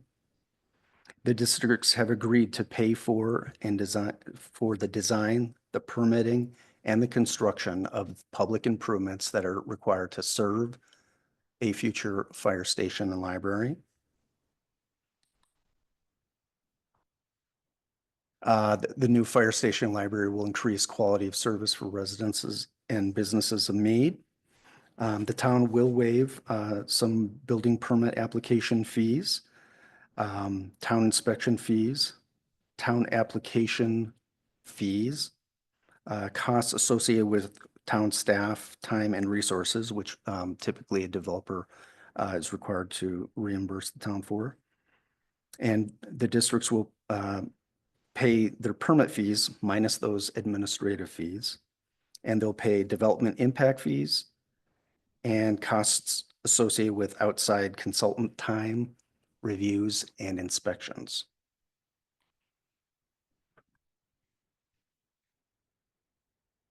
So in doing a review, staff found that the minor subdivision plat does comply with the land use code and with the comprehensive plan and with the technical requirements for minor subdivision plat and with the provisions outlined in the pre-development agreement or the IGA. And therefore, well, first let me say that the minor subdivision plat was also presented to the Planning Commission on April 16th of this year. And the Planning Commission passed a resolution recommending to the Board of Trustees approval of this minor subdivision plat, subject to the correction of any outstanding technical requirements. And therefore, staff recommends that the Board of Trustees adopt an ordinance that a draft of which was included in your packets to approve the minor subdivision plat, subject to the correction of any outstanding technical requirements. And before I end my presentation, I'll open it up for your questions. I also want to thank Marcus and his team that really helped a lot on this very complicated project. Their help was invaluable, and as always, I'm thankful for that. That's the end of my presentation. I'm happy to answer any questions if you have any. There are several representatives of the applicant team here that would like to present something to you as well. Just a note on the applicant's presentation. The applicant's presentation covers not only this plat, but also the next agenda item, which is the conditional use for fire station. So keep that in mind when the applicant makes their presentation to you. Thank you very much. Thank you, Happy to answer any Jason. questions if you have any. We'll ask questions at the very end of everything. So I will invite Dr. Hort or Chief Webb and the representatives from each district to present however you want to go forth. And thank you again for being here. I believe online, sorry. My name is Jeff Webb. I'm Deputy Chief and Fire Marshal for Mountain View Fire. I believe online we have Michelle Gutierrez, who is our owner's representative, who has our presentation coming. She's in Houston, working remotely. Michelle Gutierrez. Yeah. You want me allowed to talk? I did, I think. Hi, can you hear me? Yes. Hi, Michelle. Hi, I am trying to find where the camera is. Does it allow camera or just audio? I don't have it allowed a camera. Sorry, I didn't know you were here. Okay, that's no problem. I will proceed then. Thank you. My name is Michelle Gutierrez. Hold on, I'm- Michelle. Yeah. Michelle, hold on just for a second. To the extent that Michelle is going to be presenting any information related to the next agenda item, which is the conditional use permit, let's go ahead and just open the public hearing on that item as well. And then any of the information that's presented will be considered part of the record for that item as well. So I would just need Mayor, and I think you can do that, Mayor, if you just note that we'll go ahead and I guess it's 7:17 p.m., but we'll open the public hearing on that item as well. Okay, so I'll open the second public hearing for the Mountain View Fire Conditional Use Permit at 7:16. Great. Thank you very much. Thank you. Go ahead, Michelle. Thank you. Again, Michelle Gutierrez. I'm with Wimber and I am an owner's representative for Mountain View Fire Rescue. And I will briefly just run through the fire station and what the site will look like and the library for Liberty Ranch filing number 2, Amendment 3. And I just want to acknowledge and thank both the town manager and planning department for their assistance in getting us to this point and being able to bring this minor plat for approval. It's been a huge effort and a partnership with the town, the fire, and the library, and we couldn't have done it without that collaboration. So thank you. You just met Chief Webb of Mountain View Fire, and I think you also met Matt Hort, the director of High Plains Library District. We also have with you Dan Tran, Dan Spikestra, and Brooke Cardos with Wimber. And then online joining us, we have Kylie Bayham of Oz Architecture, Michael Cleary, and Chris Purdue with Strategic Site Designs. They did our civil for this project. Next slide. And I know Jason Bradford already went through this, but just a brief history that the town and Mountain View had been discussing the new location for a fire station and the need to put one in the southwest area of Mead. And then knowing that there was a strong desire for a library in Mead, it just seemed like a perfect fit for the fire station and the library. And having this property be owned by the town, they decided to make this a municipal facility. Next slide. Let's see. So what I'm showing here, I know Jason had reviewed the entire property of the town, which is encompassed with the oil fields and that future development. But our project is focused on constructing the roadway that connects the subdivision to the west, which is Liberty Ranch, through to County Road 7. And as you can see on the lower central portion, that's the location for the fire station site. It gives the fire station quick access to County Road 7. And then the library had a desire to be located closer to the park, so they took the lot that's more adjacent to the subdivision. Next slide. Here's a rendering showing you what the future fire station will look like. It's a rather large fire station at 16,500 square feet. It will be moving some of their command presence up to the northern region and will house training programs for the fire department. Next slide. Here's a couple of renderings from different views. That top left view is showing you what the Bay Area would look as the fire engines would be exiting and then heading towards County Road 7. The one on the top right is the entrance of the building. The lower left, that's going to be the sleeping quarters and the day room, which is what would be seen from the street side or the subdivision side.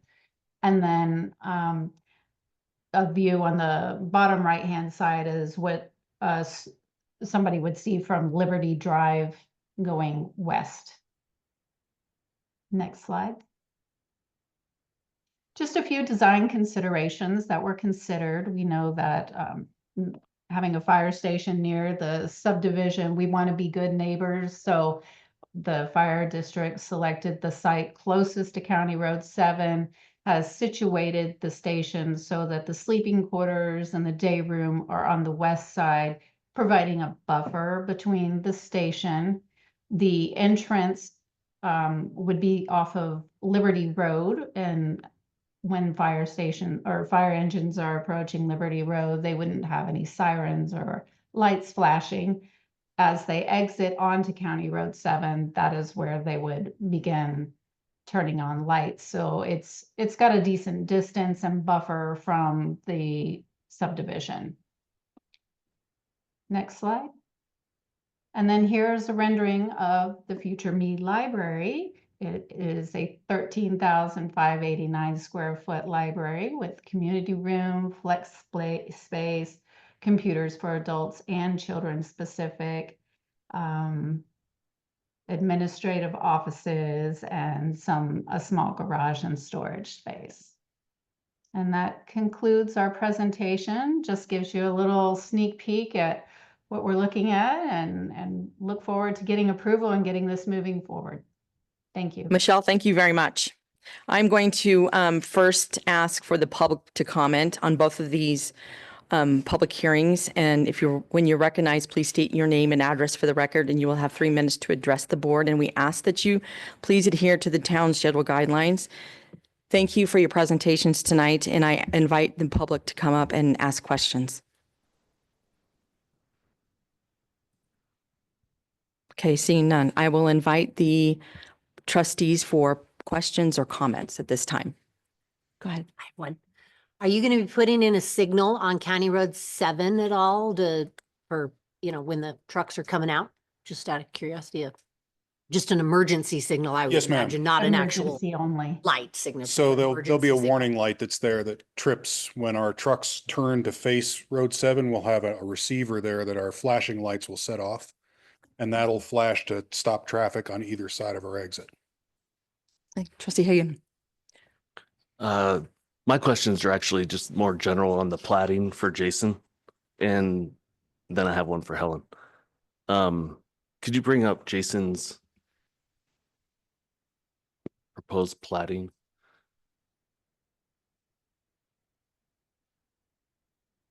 The question is, I saw the 3 buildable lots. There's a lot of extra space. Some of it's got oil wells in it, but those won't be re-drilled probably in their same place. They're fracked. They'll probably be drilled from some other central pad. So will those be buildable lots that the town will have as future value lots that we could sell or use or whatever? The oil and gas lots specifically? Well, and the other large, just unplatted area, just Yeah, so all the remaining properties would remain in the ownership of the town. And the town could use it for any of those potential public uses in the future. So only public uses. Only public uses, yep. Could we open up the zoning to include public uses, and there might be some way where we could sell them to private development? Well, the land was specifically dedicated to the town for public uses. I would have to look or probably have Marcus help me look into what it would take to open it up for private development. But as it is today, those future uses on the rest of the remaining portions of the lot will need to be for public purposes. And Trustee Aiken, I could probably add a little bit of background on that. When the Sorry about that. I just was going to add a little bit of additional background. When the town board adopted the master plan for this site, I think that it's envisioned, if you're looking at this proposed plat, you'll see that the lot immediately to the south of lot 2, which is, I can't read it, but lot 3, that right now is envisioned as a potential location for a future police substation. So that's part of the master plan that was adopted. And then all of that open space to the west, up on the western portion of that site is actually envisioned as potentially being available. And I say potentially because, funding will be an issue, but potentially for future, open space and recreational fields at some point in the future. However, this conceptual master plan does not preclude a future board of the town deciding that that is not the highest and best use of the property. And, the town has never designated those two developable lots as something, for any specific public use at this point. It's just planned. So if the town were to sell that in the future, that would be a decision of the board, but that would be permitted legally. It would just take an ordinance of the town to authorize that transfer. But right now, the master plan as adopted, specifically does envision certain town-related uses of the property. Does that help? Yeah. Okay. I was just asking if there's any flexibility in that. We could do a lot with potentially after this, if we sold a couple lots and we could develop a park that we've been trying to save up money for or something. So Firestone just had a huge issue with this kind of thing, and I don't think we want to go down the Firestone road. Because they had that huge lot that was gifted them as a public use, and then they decided to sell it off to a private developer, and it's been a huge fiasco for Firestone. We don't want to be doing that. Trustee Shanks. I have a question more related to the library. I didn't want you to feel left out.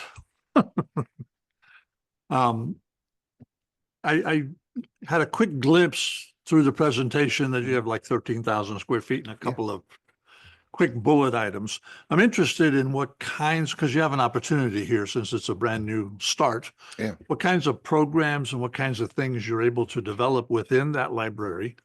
I bring to mind specifically, because my granddaughter loves Link up in Greeley. It's such an interactive kind of library where young people can actually get their hands on things and begin to understand stuff. And I thought something like that, if it's not in your plan, would be something I think would be very beneficial to our young people. Well, we definitely are factoring that in. I can speak a little bit to the children's area specifically. There's going to be an interactive, or there's planned for an interactive space around kind of a tree motif and some space in there. We also do have a makerspace slotted into that space as well. So we'll be able to bring a lot of the similar in terms of hands-on learning that does occur at Link that we can mirror here. Really what we're trying to do in all of our libraries is have the ability to bring that show on the road as well. So even if it's not something we have dedicated in the library at that specific time, there will be space that we can actually bring additional things in to learn and touch. And that's good, because I guess I see libraries anymore, not really book repositories, but someplace where education happens. So these kinds of programs, I think, are very valuable for the young. That was my goal. That was my question. Yep, we definitely are factoring that in, planning for that. Good, thank you. Any other questions or comments? I just want to make a comment.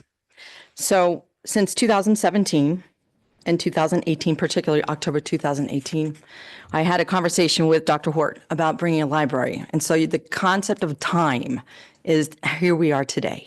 And I thank you, and I thank Chief Webb and the teams that are here with us tonight for the work that you guys put in. We've had a little hiccups, but we're here now. And I just want to say thank you on behalf of the town for sticking with us and putting these stations here and this library here. So thank you so much. I really do appreciate your time. And Michelle, thank you very much for being with us tonight, and the team that's on the phone tonight too. Thanks for having us. All right. If there are no further comments, I will now close the public hearings on both portions of the, or can I close both? Yeah, I think what we should do is probably close the public hearing just on the minor subdivision plat. Okay. Because we still have a staff presentation Okay. on the CUP. So let's just close the first one. We'll leave the second one open. Thank you. All right. Now I will close the public hearing portion of the agenda for Liberty Ranch, filing number 2, Third Amendment, minor subdivision plat. Is there a motion for ordinance number 1078, please? I make a motion to approve ordinance 1078, an ordinance of the town of Mead, Colorado, approving with conditions the Liberty Ranch filing number 2, Third Amendment, minor subdivision plot. Second. Thank you. Roll call, please. Mayor Pro Tem Harris, Yes. Trustee Adams, Yes. Trustee Crane, Yes. Trustee Shranz. Yes. Trustee Hagan, Yes. Mayor Whitlow. Yes. Motion carries for this ordinance. Thank you very much for being here tonight. We'll move on to our second public hearing for staff presentation by our Community Development Director, Jason Bradford. Sir? Trustees, I appreciate it. Thank you again to Marcus and his team for their help on this as well. What I'm going to be presenting to you is related, but the plat needed to be resolved first before we could take this to you. So what I have before you is a conditional use permit for the Mountain View Fire Rescue District, Fire Station number 14. And some of this I'm going to go over very quickly because some of the summary information is exactly the same as in the last presentation. The applicant is the Mountain View Fire Protection District. The property is Lot 2, Liberty Ranch filing number 2, Third Amendment. The property size is 3 acres, a 3-acre lot. And it's located, of course, south of 66, west of County Road 7, and east of the Liberty Ranch neighborhood. And the proposal is to establish a new fire station number 14 on that site. Here we go. This is the map that threw me off. This map here, once again, north is to your right.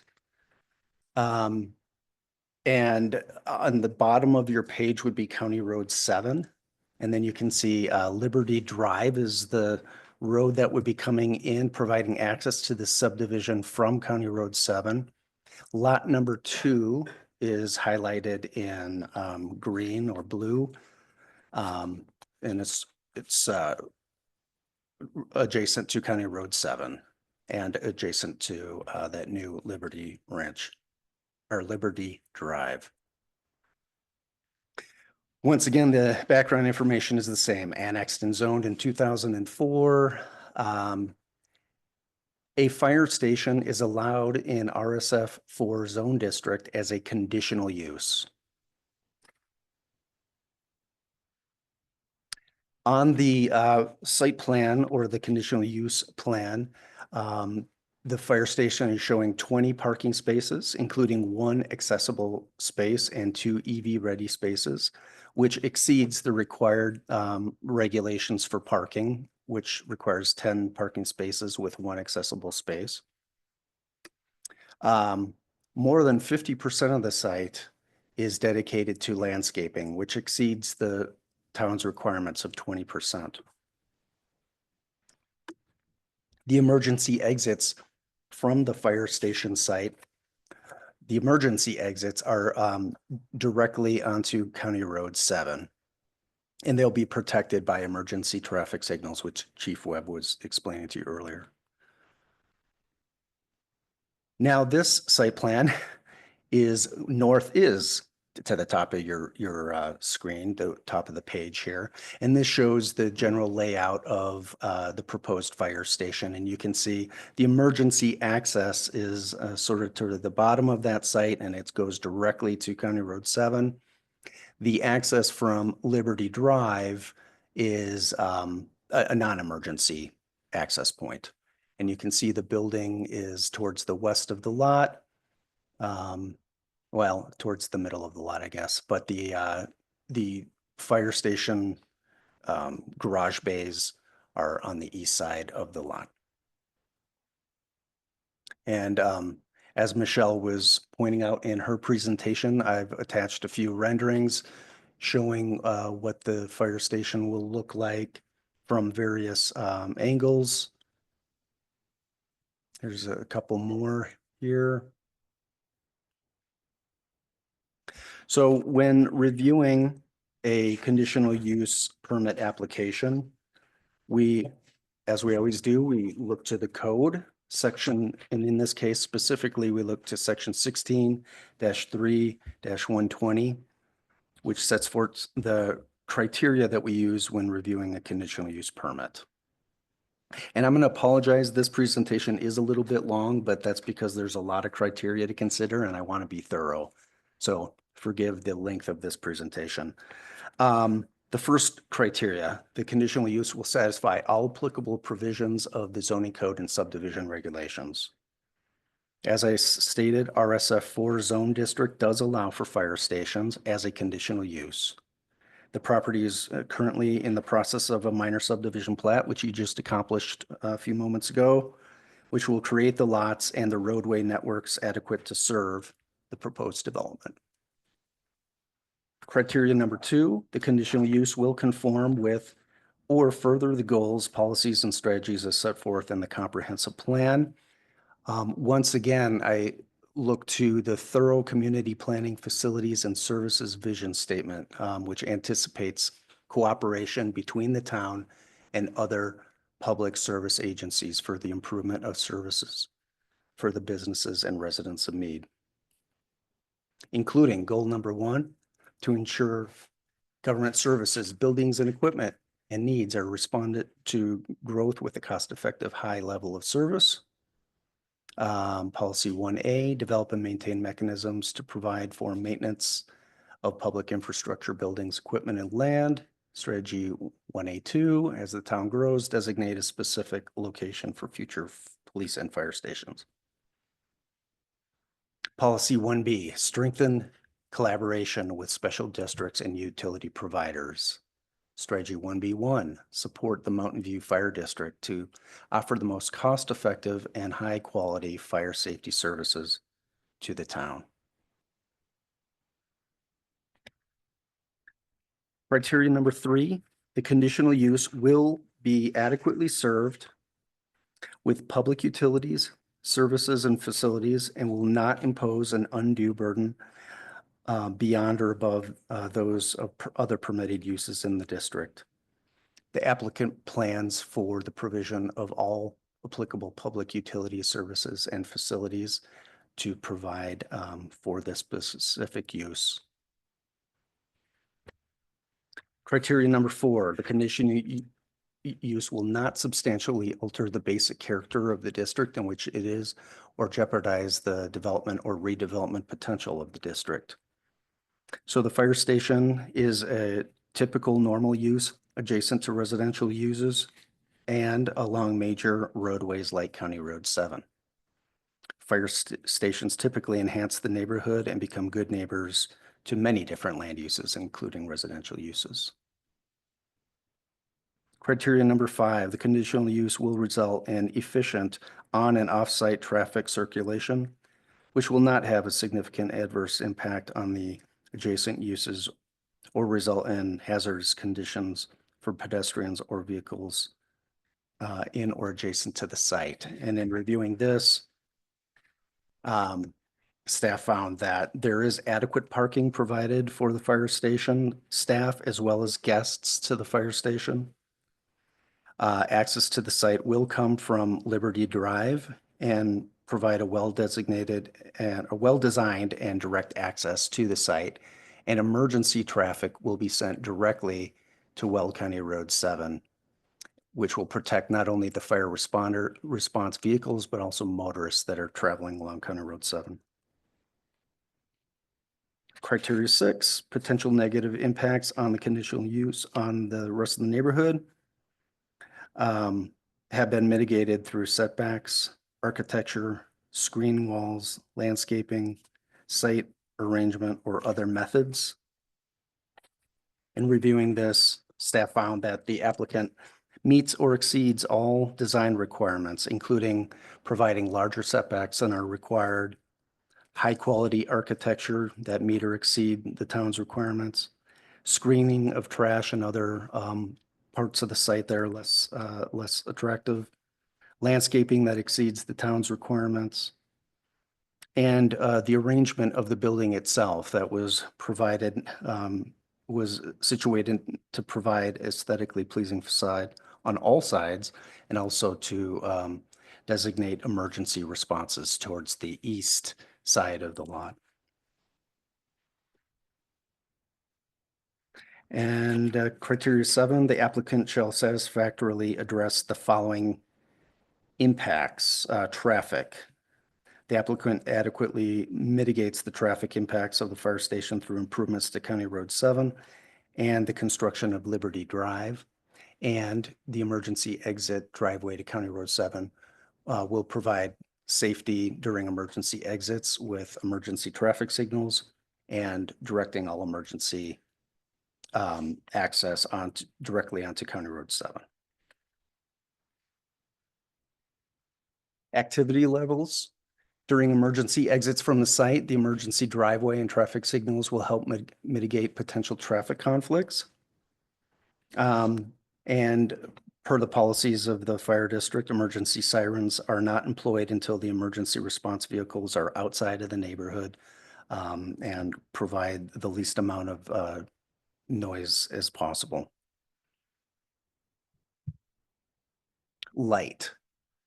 So in the site plan, the applicant has demonstrated that all light fixtures meet or exceed the town's requirements, meaning that all lighting levels are at a very minimum levels to provide for safety and visibility in the evening. All fixtures are designated or designed to project light straight down, not out, rather than straight down rather than horizontally. And the light levels are 0 or near 0 at the property lines.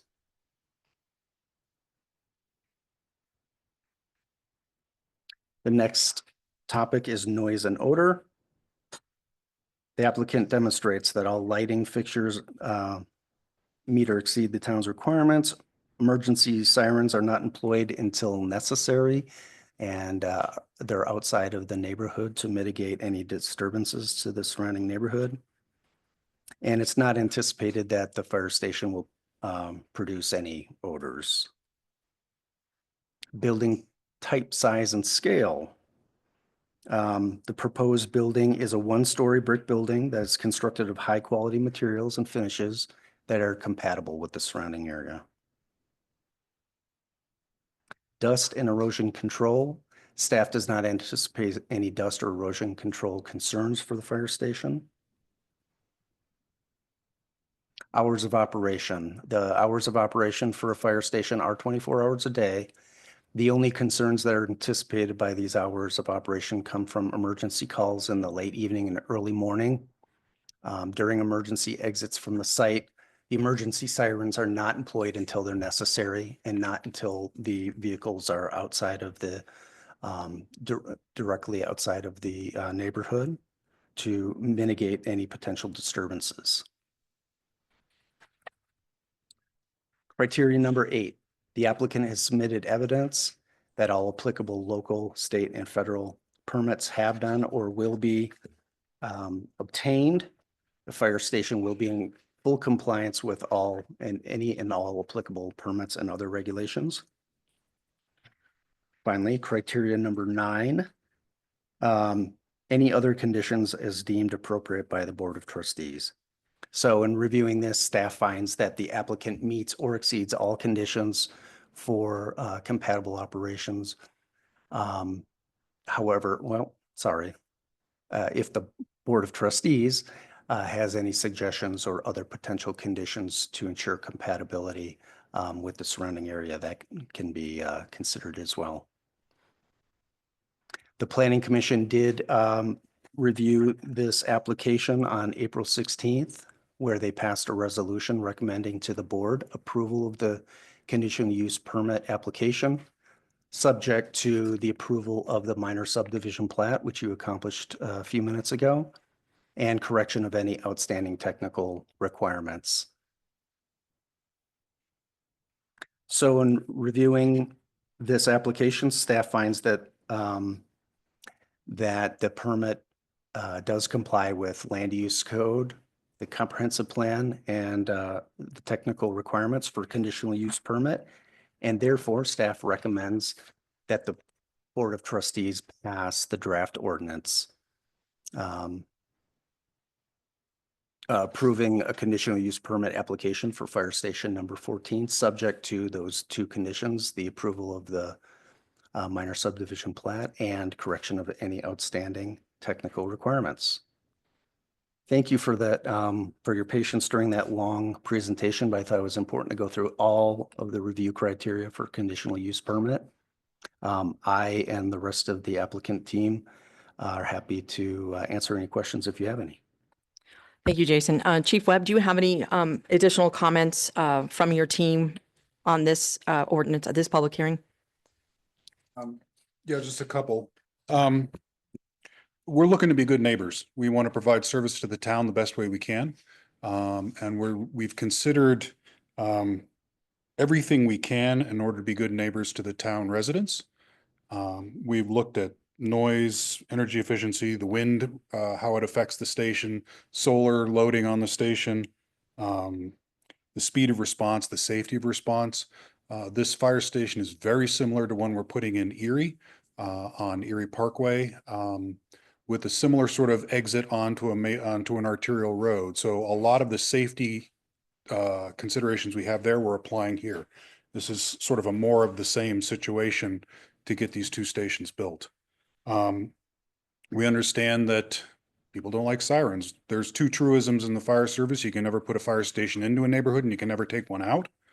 We're considering all that. We don't use the sirens unless we have to move traffic, and we're going to control the traffic with the external lights so that we're not turning them on until we're on to County Road 7. Coming back when we're facing the neighborhoods, there's no reason to move traffic. I mean, we're going home. So they'll never be turned on that way. Like I said, we just want to be good neighbors and we want to be able to serve the town. Thank you. Thank you, Chief. All right, I will open it up to the public for comment on this public hearing for Mountain View Fire Protection District Station 14 conditional use permit. You will have 3 minutes to address the board, and we ask that you please adhere to the town's general guidelines. Is there anyone here in the audience that would like to comment or ask a question? Okay, do any of the trustees have comments or questions tonight? Okay, seeing none. If there are no further comments, I will now close this public hearing portion of the agenda at 7:48. And do I have a motion for ordinance number 1079? I move to adopt ordinance number 1079, ordinance of the town of Mead, Colorado, conditionally approving the Mountain View Fire Protection District Station number 14 conditional use permit application. Second. Roll call, please, Mary. Trustee Crane, Yes. trustee Hagan, Yes. trustee Adams, Yes. trustee Schranz, Yes. Mayor Pro Tem Harris, Yes. Mayor Whitlow. Yes. Thank you. Motion carries. Again, on behalf of the Board of Trustees and the community, thank you very much to the fire district and for the library for coming tonight. We appreciate all the effort and the time and the years that we put doing this collaborative work together. So thank you very much. I hope you enjoy the rest of your evening, and thank you again. You're welcome. Okay, we'll move on to a third and final public hearing tonight. It relates to the adoption of updated design standards and construction specifications for the town. This ordinance was initially presented and approved by the first reading on March 31st, and at that time, April 28th, was selected as the date of the second reading and public hearing. I will open up the public hearing, and the time is 7:49, and I will turn over the floor to our Town Engineer, Public Works Director, Eric Rasmussen, who will present the staff report. Ma'am? Thank you. Good evening, Mayor and trustees. We're going to talk about our design standards and construction specifications update tonight. So a little background on the history of this document. When I came here in 2017, we launched a complete overhaul of our standards and specifications. At that time, the document was 126 pages, and we considerably beefed up that content to a 337-page document. So you can imagine it was quite a bit of work and effort that went into it at that time. It was approved by the board in 2018. Then we also had a revision in 2021. And then, of course, the item tonight is our 2025 revisions. And should they be approved tonight, they'd be effective on June 1st. Trustee Schrantz, you had mentioned several meetings ago asking about, we had inherited from the county some kind of crummy road network when Manny was here presenting about our pavement management program. And you had asked, how do we ensure that doesn't happen? How do we ensure that we have quality roads? And this is how we do it, by having a strong document that provides good content that gives developers the information that they need to provide that infrastructure to us so we can maintain it long term.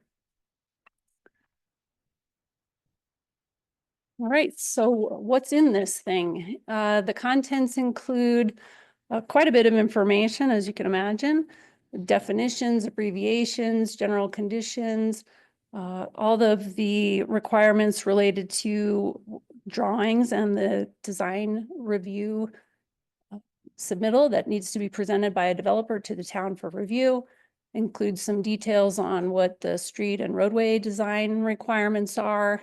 It references the various utilities, storm sewer, water, and the dry utilities. And specifically, right, what those materials are, how they get installed, what are the specifications, what's the testing requirements. It specifies our landscaping, parks, and trails requirements, construction specifications, which, by the way, we use for both public and development projects. So we use them internally as well. And then the design and construction details. So what's changed in your packet is a couple-page document that's just a summary of the various revisions. And I'll just mention a couple of them to give you the flavor of what kinds of things are changed. So for example, we have the traffic impact and access study requirements that recommended by our traffic engineer. Those change over time. We've added a street lighting section, which was something we hadn't had before, that defines when, where, and how frequently a street light needs to be installed. We have requirements for cluster mailboxes. We've changed the pavement marking paint to be epoxy paint, which lasts longer than traditional paint. We've added some new details. For example, we've added an alley detail, which was something we did not have before. The alleys in Mead are not paved. And we added a detail for the landscaped median, which you may have seen on County Road 9.5 out by elevation 25. We have a hard median cover on that median, which we didn't have a detail for that before. So those are some of the things that are in there. We also correct typographical errors. We maybe add clarifications. If there's a dimension that was unclear, we can correct that. We want to be in alignment with our code. And so any changes to the code need to not conflict with something in the street standards. Our materials and supplier information might change this year. The vendor who provides the manhole lids changed their catalog number. And so we need to make sure we're referencing the correct catalog number. There's regular updates to ADA, changes in industry standards, and then we also have an opportunity to address local issues. For example, we have high groundwater here, it affects our pavements differently than maybe other places. So we have an opportunity to address some of those things.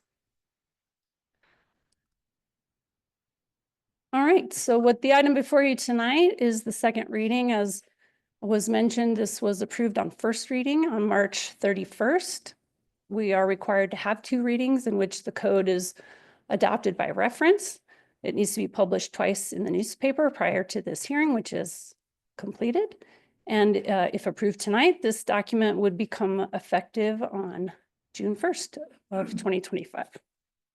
So that's all I have for you. Happy to answer any questions. Thank you, Erica. Next is the opportunity for the public to comment on the proposed ordinance. When you are recognized, please state your name and address for the record. You will have 3 minutes to address the board, and we ask that you please adhere to the town's general guidelines. Are there any comments from the public at this time? Okay, seeing none, do any of the trustees have comments or questions for Erica? Brad? The town standards, you're only applying to public improvements, right? Like, Yes, in the public right of way or a town project. right, okay. So it's not applicable to someone's, like if they submit a site plan, you don't have to adhere to it for your private part of the improvements. It's only, correct. Mhm. Any of the questions or comments? All right, thank you very much, ma'am. We pray. Is there any, okay. If there are no further comments, I will close the public hearing portion of this agenda item at 7:56. And do I have a motion for ordinance number 1073? I make a motion to approve ordinance number 1073, an ordinance of the town of Mead, Colorado, amending section 16-14-30 of the Mead Municipal Code and adopting by reference to town of Mead design standards and construction specifications 2025 edition. I second. Thank you. Roll call, please, Mary. Trustee Shrans. Yes. Trustee Crane. Yes. Mayor Pro Tem Harris. Yes. Trustee Adams. Yes. Trustee Hagan. Yes. Mayor Whitlow. Yes. Motion carries. Thank you, Erica, very much for presenting this tonight. We'll move on to our new business. Of course, I will invite her back up to the podium for this next agenda item, which is authorizing the town manager to negotiate the amendment to the IGA with Will County for construction of High Plains Boulevard. You have the floor. Thank you. All right, so we do want to talk about the concrete roundabouts, just a little background. As you're probably aware, High Plains Boulevard, also known as County Road 9.5, the county is designing and constructing a project from Road 32 to Road 34. It does include 2 roundabouts, one at each of those intersections. That segment of 9.5 is both in Mead and Weld jurisdictions.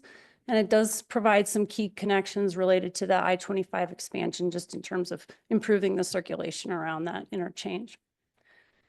The design and construction is specified in an IGA we have between the town and Weld County. It's dated August 7 of 24. It also stipulates that the project is managed and wholly funded by the county, and that they will dedicate to Mead upon completion all of those roadway improvements, including those in our jurisdiction and those in Mead, in Weld jurisdiction, which it's in our urban growth boundary. We would ultimately end up with those at some point anyway. So a little just graphic representation here. North is to the right. So you'll see on the left hand of that graphic would be the 32 roundabout. And on the right-hand side of the graphic would be the 34 roundabout. And then remember, the town is also participating in a developer portion of 9.5 construction, which would be off the page to the right or to the north. That would go all the way to 36.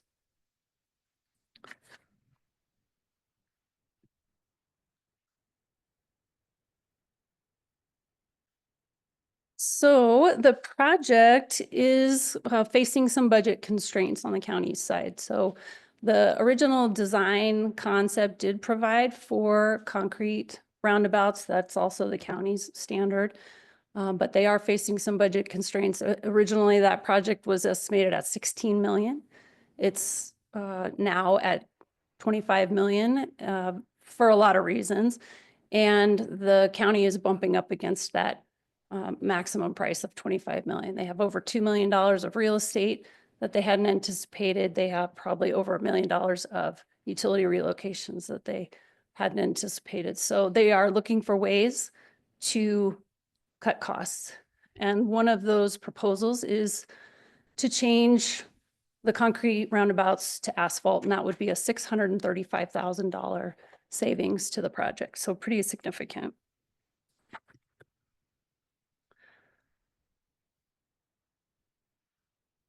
It's been my experience and my recommendation that we want those roundabouts to be in concrete for a variety of reasons. Certainly the lifespan of concrete is more than that of asphalt. It's more durable. Long-term generally has less maintenance and less repair. And it stands up to that heavy truck turning movement, which this is an industrial area. We have Home Depot and FedEx and future industrial developments in that area. It's proximate to I-25, so we would expect there to be quite a bit of heavy truck traffic in this area. Some of the concerns with asphalt in this particular application is those heavy trucks, when they are in a turning movement, they tend to shove asphalt. We call asphalt a flexible pavement. Whereas concrete is a rigid pavement. So obviously asphalt has a little more flexible properties. So once that happens in asphalt, that pavement is cupped, it tends to hold water, it's hard to plow, it's got to be removed and replaced, which isn't easy on a roundabout, right? There's not another lane where you can just shift traffic over. It's shutting down the whole intersection. So the item before you tonight is your consideration to provide some town funding to the county to get those in concrete. So we do have money available in the Capital Improvement Fund. The ending fund balance at the end of this year will be 1.9 million. And so the request is to take 635,000 out of that Capital Improvement Fund and authorize the town manager to negotiate an IGA amendment with the county to ensure that those are built in concrete. And that's all I have for you on that. I'm happy to answer any questions. Questions or comments for Erica? Trustee Trans.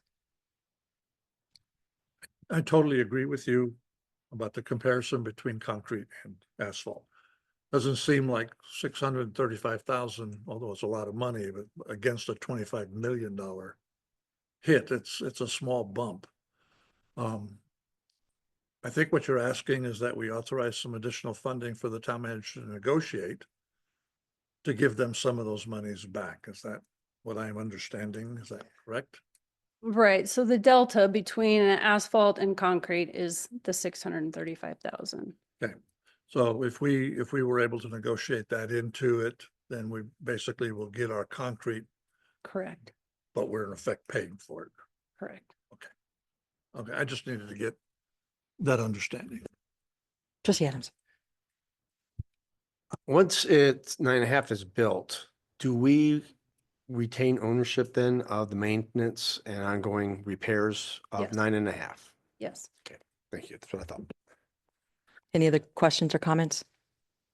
Thank you, Erica. I want to make a comment, and I want to say the biggest shout out to the Weld County Commissioners. The town manager and I went up last year and we sat with them and walked through the project, and they were all on board with the 25 million to start this project. So thank you to the town staff, town manager, and the Weld County Commissioners and their staff for making this possible to get this up and going. So thank you very much. Thank you. How much is the town contributing now? We don't have any contribution to the project now.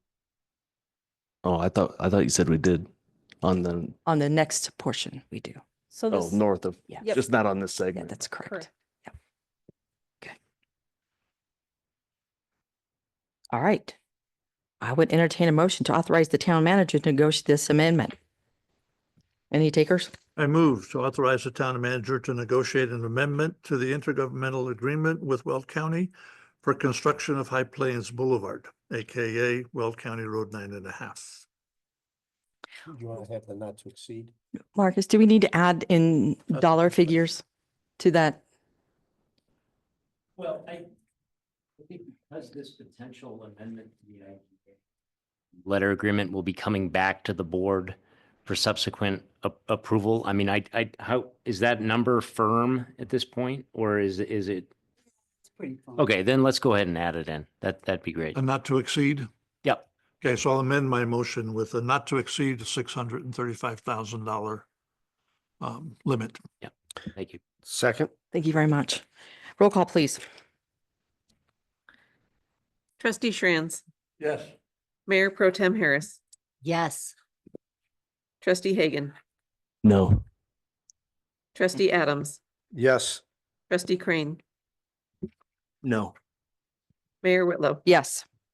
Thank you. Motion passes, and we will move on with that road project. Thank you. Next is second public comment. We have no further general business. So this brings us to our second regular public comment period, which would be for an item, whether it is on the agenda or not. We will follow the same guidelines previously stated, and I will call on individuals in order which they have signed in. Mary, has anybody signed in for this one? No one has signed Okay. in, Mayor. Again, I will ask all speakers and audience members to treat one another with respect and dignity. Is there anyone here in the audience that would like to speak on any item to the Board of Trustees?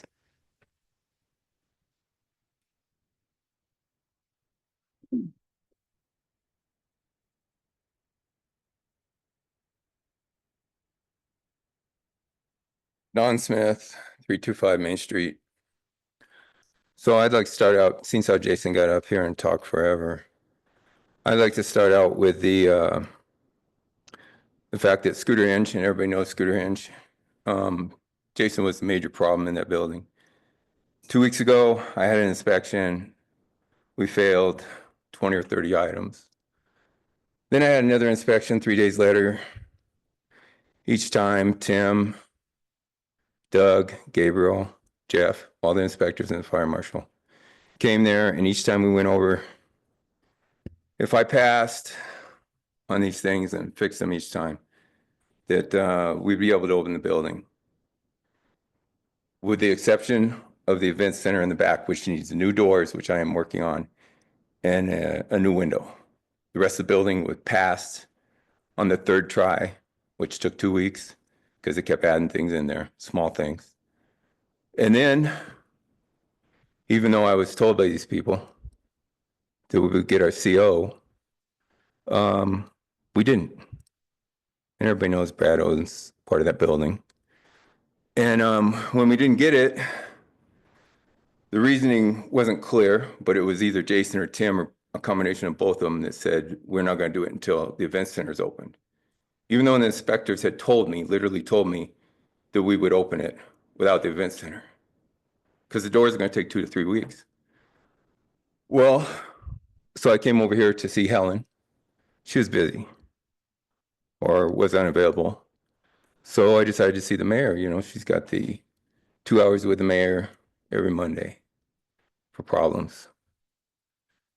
And I told her the problem, the whole building's sitting there waiting to be opened. And I can't get it open and I can't get it passed, even though I've been told it would pass. She said she would get right on it, get back to me that day within a couple hours, talk to Helen, see what was going on, take care of the whole thing. Never heard a thing from the mayor, not a thing. Instead, Brad had to call Helen that afternoon. And I know she didn't talk to Helen because I asked Helen, did the mayor come to you? And Helen said, no, Brad called me. So Brad had to call Helen and go over the whole thing. And then Helen walks in the next day, looks at it and says, I don't understand the problem. Well, Jason's a problem. And Tim's a problem. And the very next day we got passed. But no thanks to the mayor and her little 2 hours with the mayor on Monday problem. Didn't even call me back. Thanks, Mayor. Thank you. Anyone else here in the audience that would like to speak? All right, we have no, we'll move on to our legislative update by our town attorney. We have 9 more days.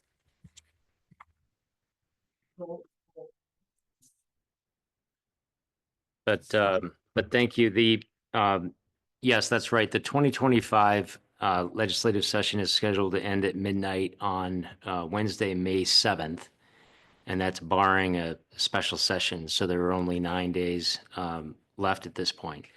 A lot of unfinished business at the Capitol. It's my understanding that there are between 325 and 350 bills that remain on the floor that are working their way through the process at this point. Whether those remaining bills will pass, fail, or change dramatically with amendments will depend on a lot of factors. If these bills that are, the 325 or 350 bills remain on the floor, at that point, they'll die on the calendar. So none of those will become law. What I did this morning, because I was curious, as I went to the Colorado General Assembly webpage and I clicked on the most accessed bills. So this kind of tells you what bills are most important to the population in Colorado, or the bills that are getting the most views. The first one was Senate Bill 25086, which is protections for users of social media. This was the bill that one of the main sponsors included Laura Frizzell, who's a Castle Rock Republican. The bill was designed to put common sense laws in place to protect Colorado youth.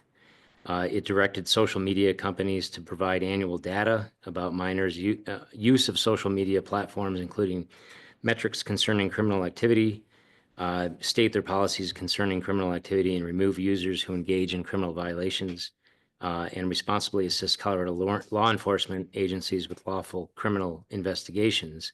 The measure passed both houses with broad bipartisan support. The bill was vetoed by Governor Polis last Thursday on April 24th, stating that while well-intentioned, the bill would erode privacy, freedom, and innovation and could potentially stifle free speech.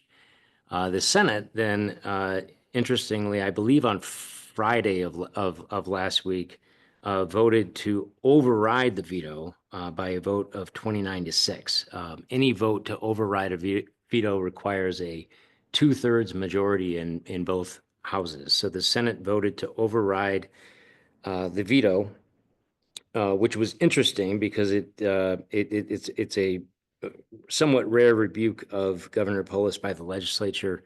The last vetoes in Colorado were in 2011 and 2007 under former Governor Bill Ritter, and both of those dealt with budget items or financial requests. As of late this afternoon, in fact, it was just a few minutes before the meeting started, I checked on whether the House had taken any action on the veto override.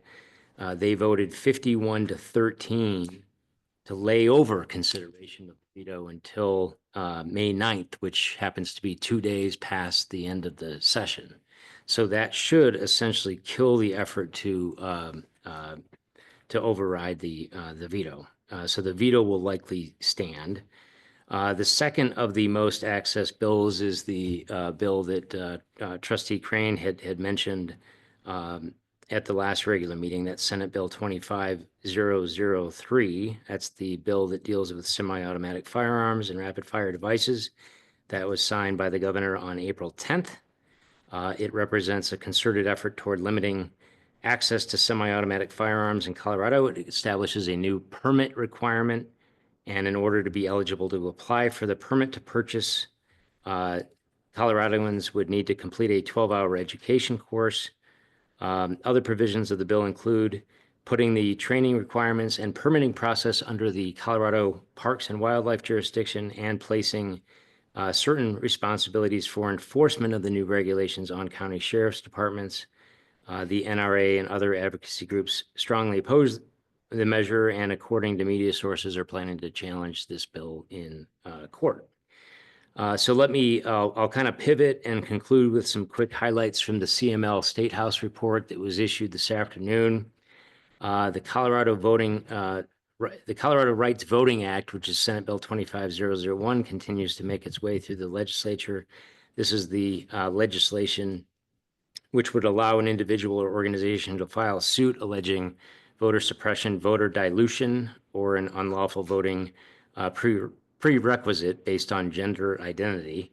CML continues to have serious concerns about the bill's structure, application to home rule municipalities, and potentially costly litigation risks to all municipal governments.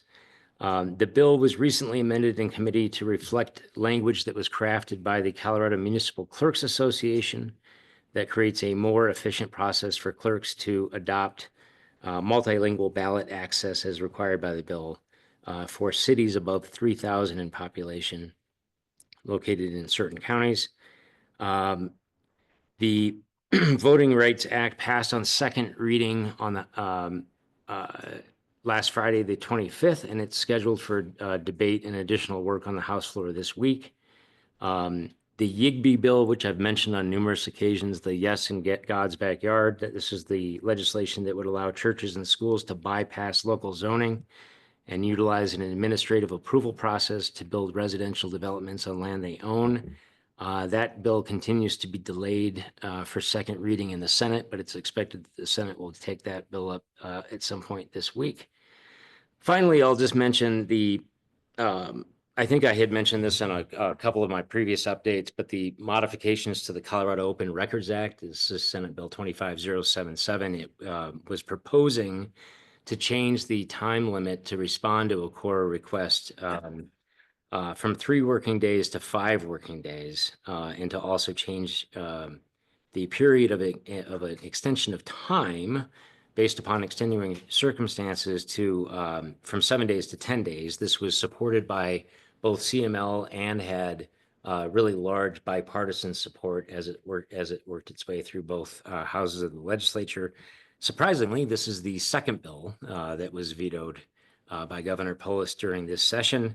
It's my understanding that there will be some potential votes to attempt to override that veto in the coming remaining 9 days of the session, but we'll see how that plays out. So that's all I have for the update tonight, Mayor. Happy to stand for any questions.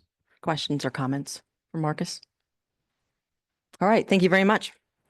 We'll move on to the elected official reports. Town trustees, do you have anything to bring to us tonight? Trustee Hagan. I just wanted to bring back up what Trustee Schrantz brought up last week about a board retreat with the board members to discuss priorities. He brought it up, and I think I saw a lot of head shaking that we thought that would be good without a facilitator. But nothing was moved on to make that happen. So I don't know what the formal way to have that meeting set up is, but I think we'd like to do it. Or I guess we could vote on if we need to take a vote for that. And what would the agenda look like for it so we can post it to the public? It would be to discuss priorities that each trustee has and how they think we can move things forward in the best way. Okay. Maybe Mary, we could put a doodle poll out for the board for some suggested days and times. Okay, we could do that for the future. I thought we did discuss that during the retreat, but we can elaborate on more on that, but we need to get it posted.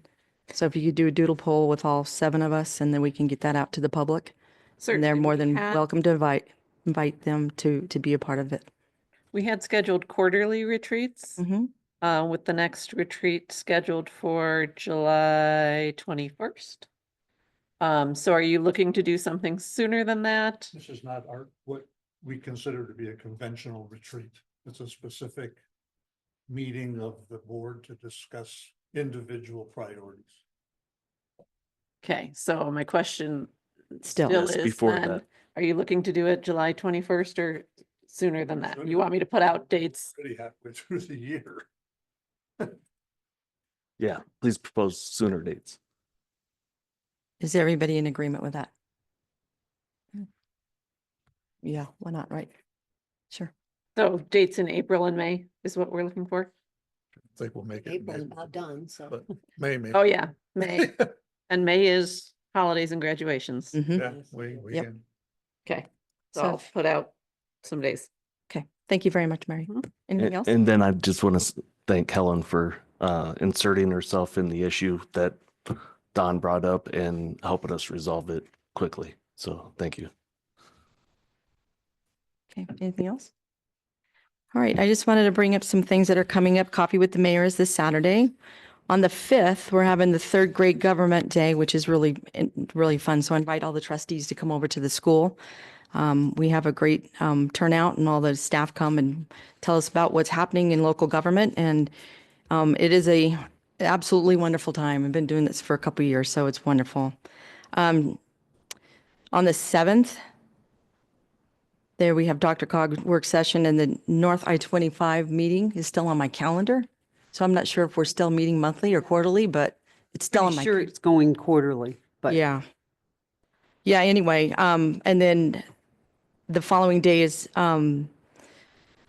Cog puts on a great thing for small communities, Hot Topics, and that'll be on the next day. The Gold Star Memorial will be on the 10th at 11 o'clock, and then, of course, back here on the 12th for our board meeting and groundbreaking on our school, the new school. So, yeah, well underway. And so before that, and for the community too, that's listening, and for those in the audience, at 5 o'clock over at the high school in the library area, they're having a community meeting with Dr. Haddad and his staff.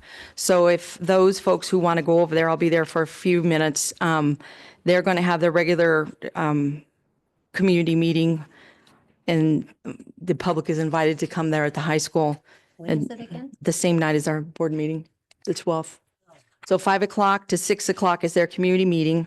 6 o'clock to 6:30 is kind of like an open forum.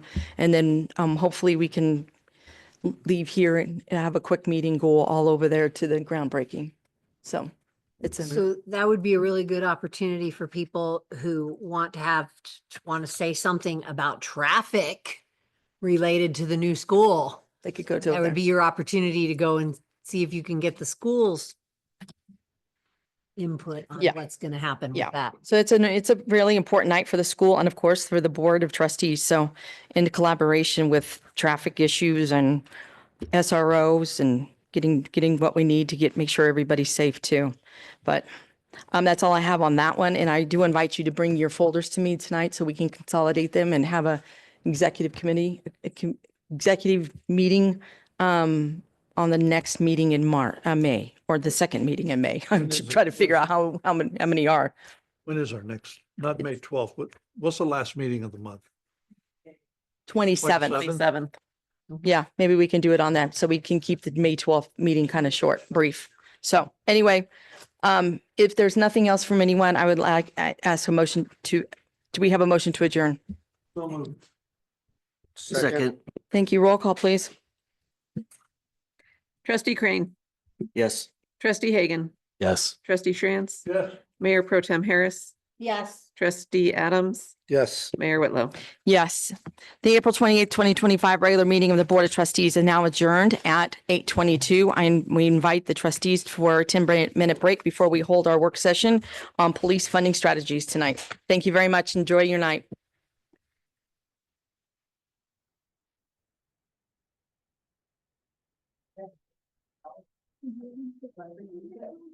Yes.